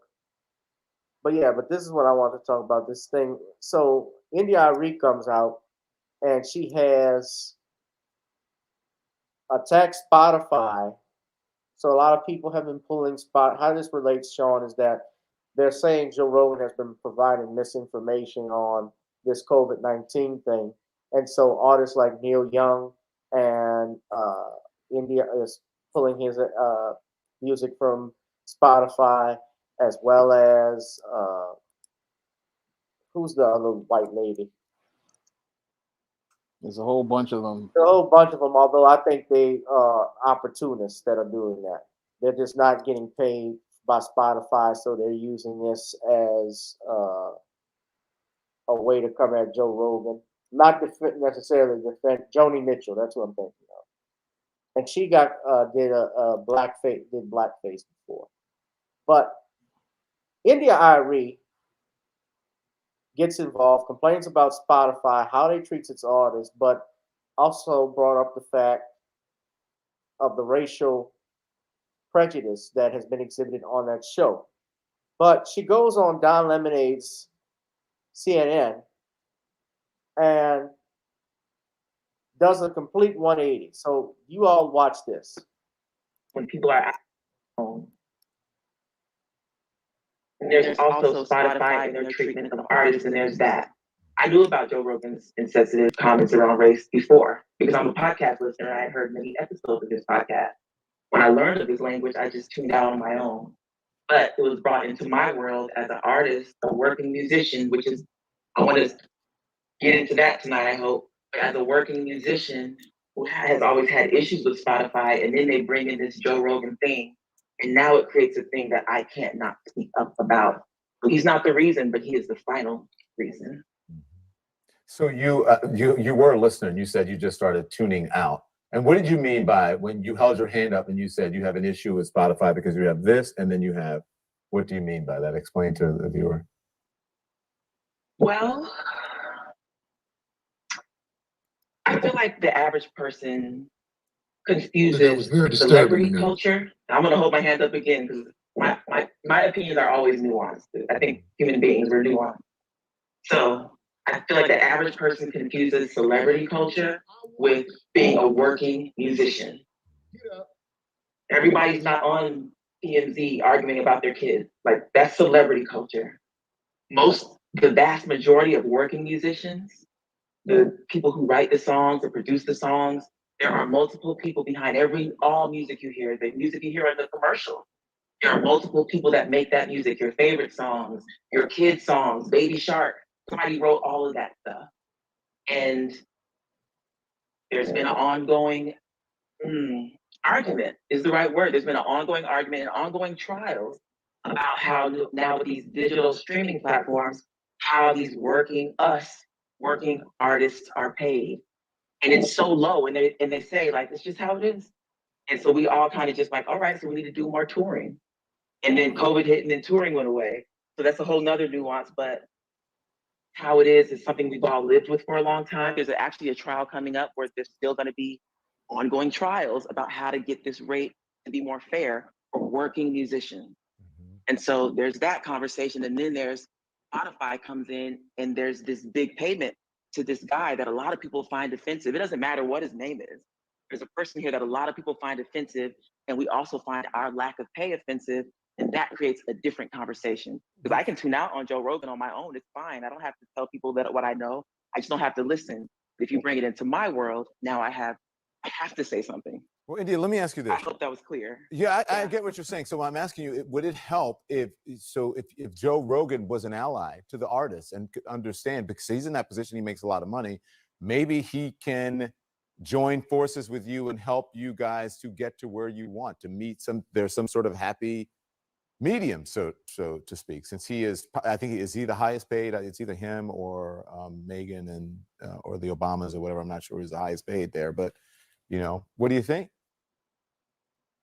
I mean, I think it would be a beautiful thing. It's a beautiful thing when people are allies to each other in any realm. I don't expect that fully, but I have to say, I did think he did a fine job with his apology. He said a lot of the things I would want to hear someone say. The thing that stuck out for me most was when he said, "It's not my word to use." Right. And I think change behavior is what we're really looking for. If it went all the way to allyship, that would be wonderful. But also, change behavior would be wonderful too. I want to ask you before you go, when you said it's not our word to use, I always wonder why so many people want to use that word, especially it seems, he said white people, right? I find like a lot of white guys, it feels like. You got Don Lemonade, who looks like Tom Dubois from the Boondocks over here, talking with Miss Arie. I done lost all respect for India Arie, and I said this last time. I don't know anybody that was really banging an India Arie song. Let's just be real.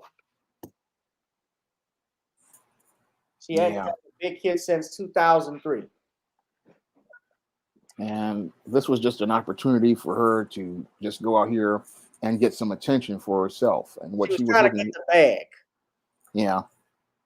Trying to get the bag from these corporations and basically just showing us that she's a part of the bootleg class. And that's what I see here with all these black people who are defending your Joe Rogan. It's the bootleg buffer Negroes coming out to defend one of massa's overseers. And they're trying to say, oh, that your Joe Rogan is good white folk, just like those buffer Negroes back in the Jim Crow South. And that's what's happening here on the Hollywood slave plantation. Now, your India Arie, she went out here not looking to use Joe Rogan as a springboard towards airing her grievances with Spotify and getting a few more nickels out of the Spotify bag. But when I look at this whole situation with Joe Rogan, everybody probably knew this man was a racist, but the problem was the racist was out here speaking on narratives that the left didn't want to hear. And that's why they went out here and dug up all this dirt and then brought out these house slaves to go out and attack your Joe Rogan. They all wanted to have Joe Rogan on the platform as long as he was making money and saying what they wanted him to say. But the minute he went off script, they went out here and labeled him a racist and then brought out the bootlicks and from the buffer class to go out here and they like India Arie to go out here and come out here with this nonsense. But everybody knew that Joe Rogan was racist, but it was all about them going out here and getting mad because he was out here not speaking the way that these people wanted him to speak. Yeah, and whenever we have a chance to do something to make an impact, these Negroes fold at a drop of a hat. She did a complete 180. Yeah. In less than 48 hours. What was the purpose of bringing up Joe Rogan if you're saying he's not racist, then switching talking about how artists are paid? So you made it really about you trying to get a bag. That's all it really was about. At the end of the day, it had nothing to do with black folks. It had nothing to do with respect. No. You know, not a damn thing. And my man Harvey, shout out to Harvey Superboy. Harvey went off on her. I saw that classic. He went in on her because she's basically just using it as an opportunity to try to go out here and get attention for herself and her grievances with Spotify. She's not really about the whole issue of race. She's all about herself. And that again shows you how the bootleg class does not even consider themselves as having the same issues as black people. No, the bootleg class thinks that they are special and they don't really care about the issues as related to us. And all they care about is pushing their own personal agendas. Yeah. He said boycott India Arie. I mean, look, I don't listen to the music anyway. Like I said, when's the last time she had a hit song? She hasn't been around in years. Been around in 2000. She hasn't been around in over 20 years. Yeah, it's irrelevant. And that's what these people are doing. There are a whole bunch of irrelevant people trying to get out here and use Joe Rogan as a way to say, oh, we're going to virtue signal by saying we're not going to be on a racist platform. But the whole institution that you're a part of, Hollywood, is a racist institution. And you've benefited from that racist institution for decades. And you had no problem benefiting from that racist institution for decades. You just now want to virtue signal and make it look like, oh, you don't like Joe Rogan because you don't like the politics he's speaking on. Right.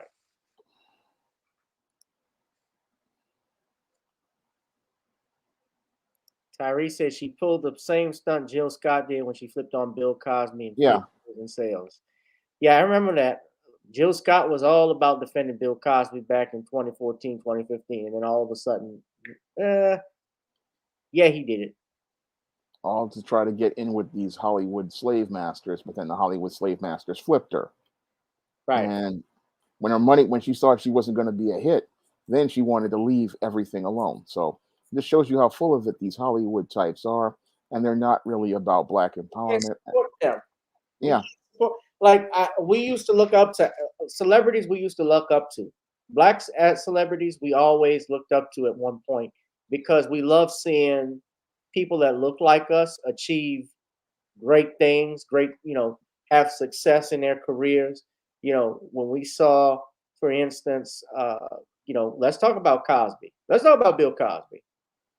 Yeah. See him on the Cosby Show with that beautiful black family, the Fat Albert and the Cosby Kids. Not to mention also shows like Picture Pages, I Spy, and so forth. They didn't have that many blacks on TV back in the 60s. So it was good to see them. The Roosevelt Franklin character that I mentioned from Sesame Street when Holly Robinson Pete's father was on that show and how they campaigned to get him off. And this was a well-dressed brother who had pride in his blackness. Things like that. We love seeing the Billy D. Williams and Richard Pryor, all those guys back. And now these celebrities they're not shit. Yeah. They don't stand up for nothing. They so quick to throw each other under the damn bus. They're so quick to do it. Yeah. And this thing with Cosby, my God, Bill Cosby, 84 years old. 84 years old. He's answering for stuff that can't even be proven in court.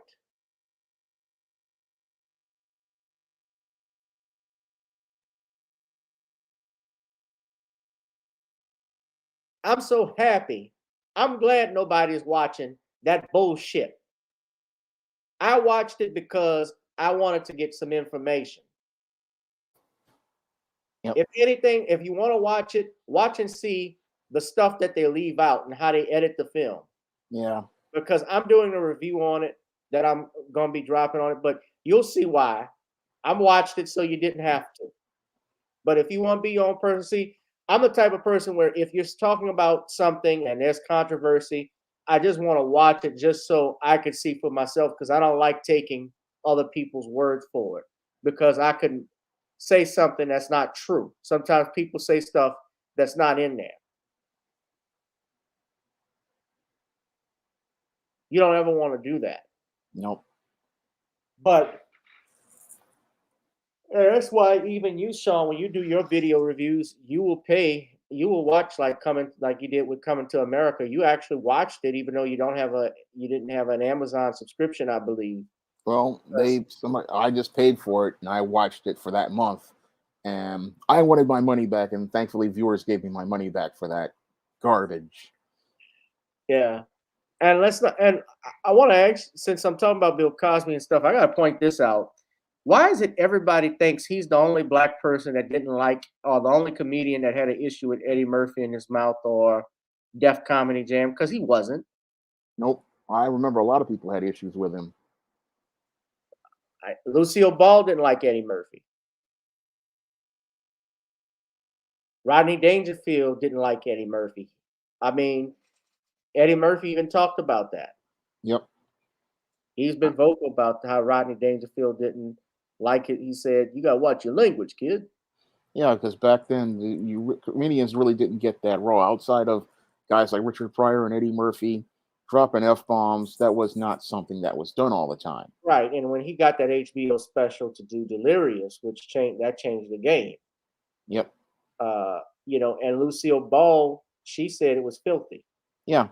Because the only guy who was raw like that was late Lenny Bruce, and I mean, they didn't go like that. Comedians didn't really do that type of comedy. That's called blue humor. Right. Red Fox was blue, but Red Fox didn't curse like Eddie so much. But Red Fox didn't, and he didn't get the money or the respect. Nope. That the Lenny Bruce got, even though he should have.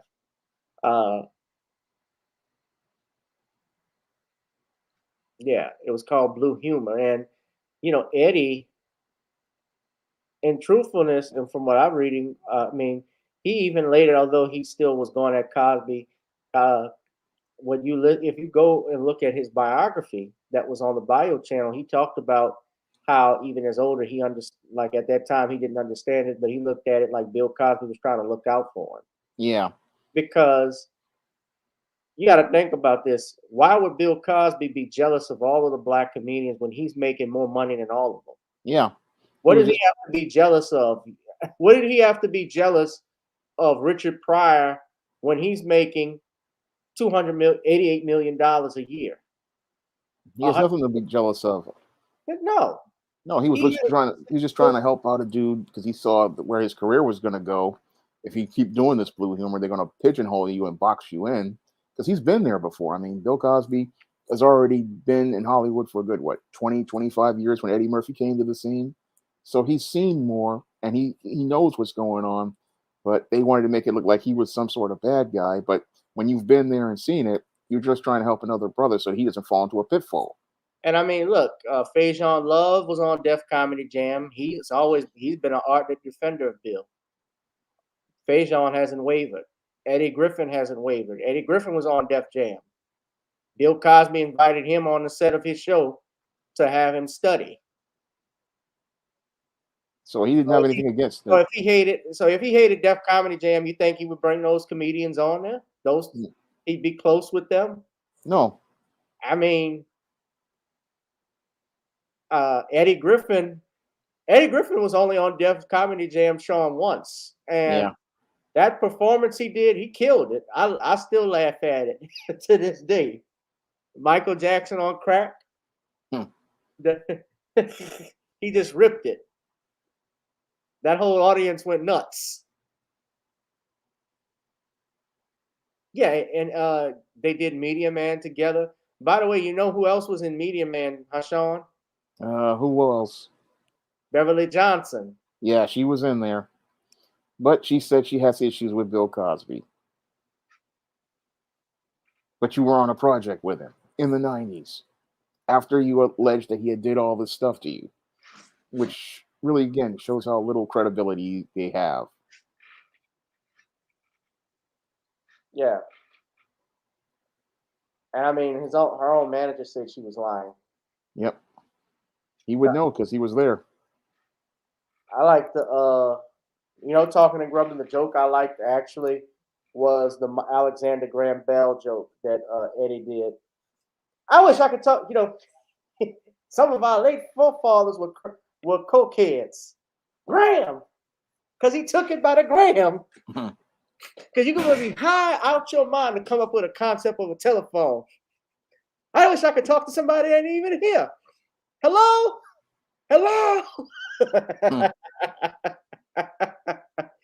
And Ben Franklin went outside the storm with a lightning storm with a kite. Need I say more? I think Michael's on crack. Myself. Anybody will fuck his face up like that on purpose, he doing something. Oh! Too bad. Michael could have got one of them crack pipes that Biden was giving out. Well, I guess that's Joker Joe's way of giving black people tangibles. Yeah. He don't respect this. Just curious, Shawn, have you ever been to a comedy club? No, I have not.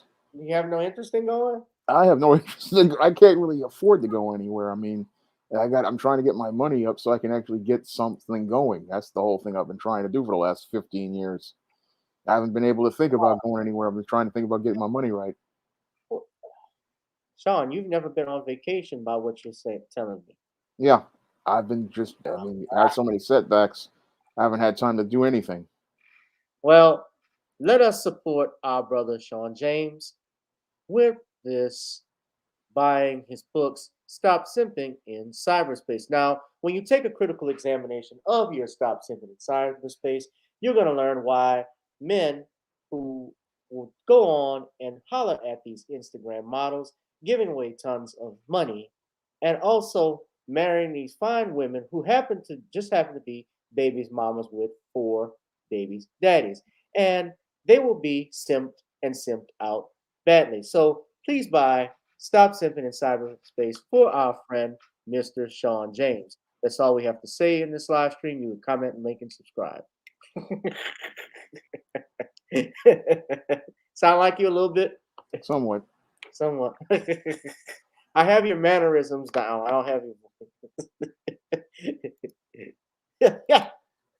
I tell you, boys, y'all better support my brother.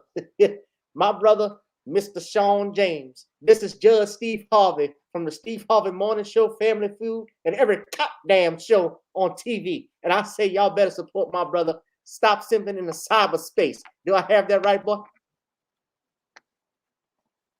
Yeah, that's right. Stop simping in cyberspace on Amazon.com, ladies and gentlemen. Yeah, y'all support Shawn, please.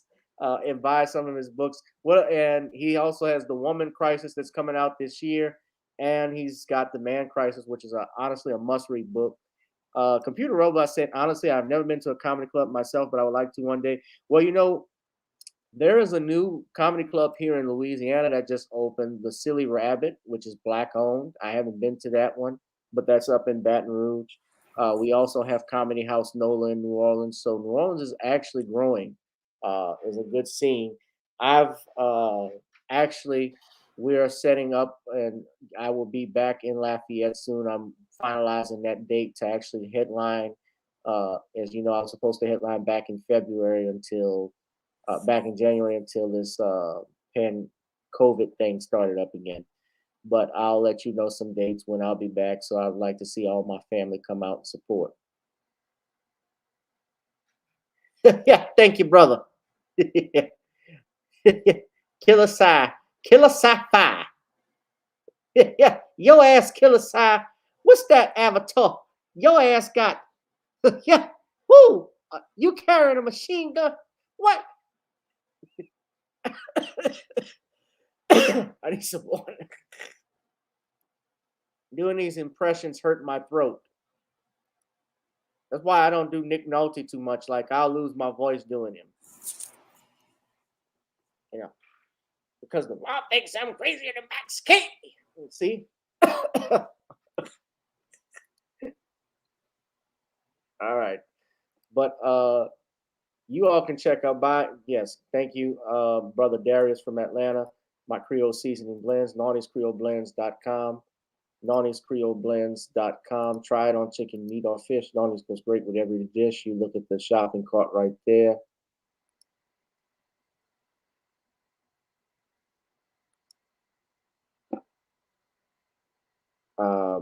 Click on that shopping cart, order you some Creole seasoning blends. We're trying to get our product in stores. We're actually working on that as we speak to vendor out there, so that would be great. You also can support me via Cash App, Gavin Richard Esquire, Google Pay, PayPal, and through Zelle. Also, go to that Facebook page, ladies and gentlemen, at Commonwealth Cause, at Commonwealth Cause for our latest book that's going to be released. I'm hoping to have it released next month by no later than next month or the end of this month, Shawn. So I'm hoping you buy it and other people will. Oh, I'll pick it up. Yeah. Because I like to have the books that I work on in my collection. Yeah. I'm going to have to talk to you about it too. About some things in a minute when we get off the air.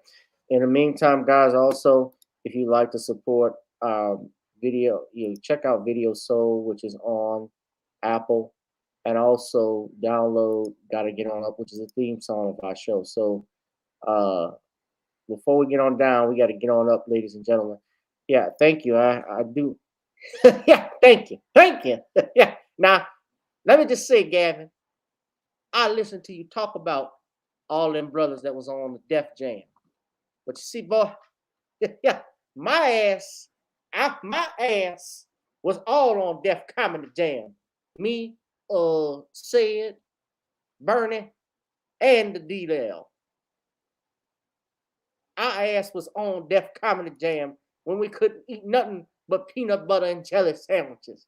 Now I'm eating caviar, drinking champagne. So I went from Ripple to Colbert, boy. Yeah, I'm enjoying the shit. Don't leave me out. I rock the house on Def Comedy Jams.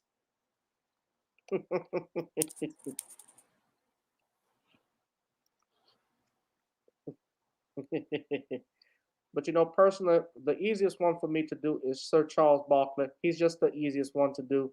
And I'll just say, if I don't do Charles Barkley at least once, it'd be terrible, terrible, terrible. Shawn, what's your live stream gonna be about tomorrow? Well, it's gonna be about high value men pursuing low tier women. So I'm gonna be elaborating on a subject I talked about in a video that came on at 12 noon today about Kevin Samuels and how these high value men seem to have a attraction to these low value women. Yeah. All right. Well, that sounds good. I can't wait. I'll be tuning in, ladies and gentlemen. So y'all tune in tomorrow. What time is it going to start, Shawn? It's going to start at 11 p.m. Thanks. And thank you all. Y'all check that out, 11 p.m. Eastern Standard Time, Shawn James live stream. And I want to thank you all for the birthday wishes from this past Monday. Those that contributed, I appreciate it. I appreciate it, Killer Si. Y'all say my Steve Harvey impression got good, huh? Thanks.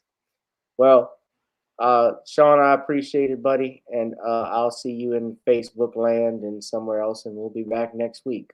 All right. But in the meantime, ladies and gentlemen, please download Gotta Get On Up on Apple. And I will see you all in the next one. I'll holla. Peace.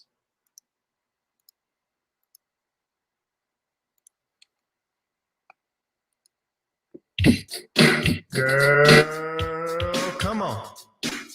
Gotta dance to the beat, because on the dance floor is where we'll meet. Show me what you got.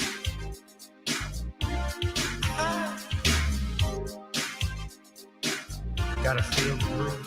Feel the groove, get on the floor. Get on the... Right now the party's wasted. There's nothing much to do. But once the groove gets started, tell me, what do you have to lose?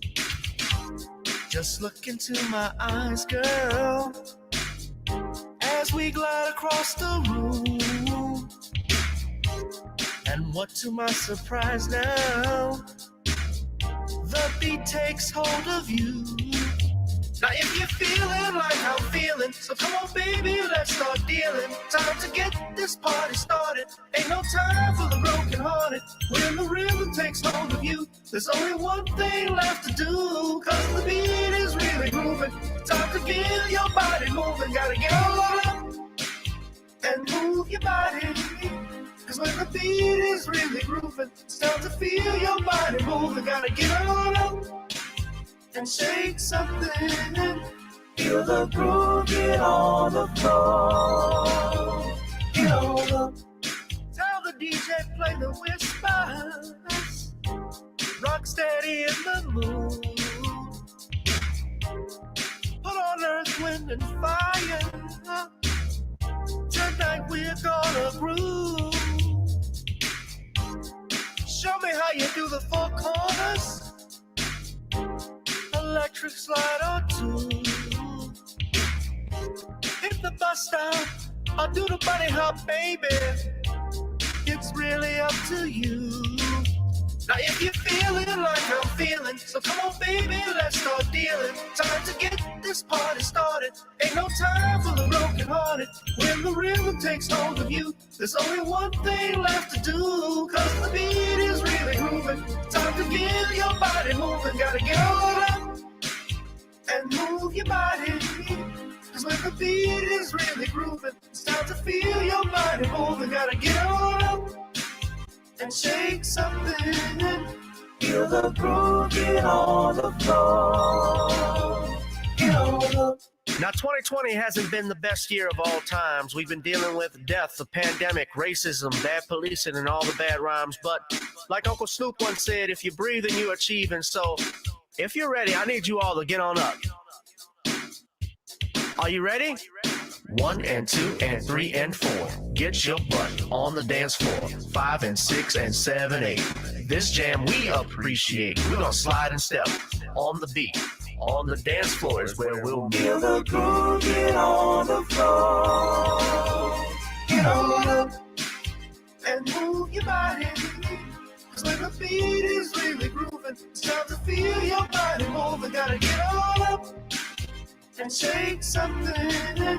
Feel the groove, get on the floor. Get on up.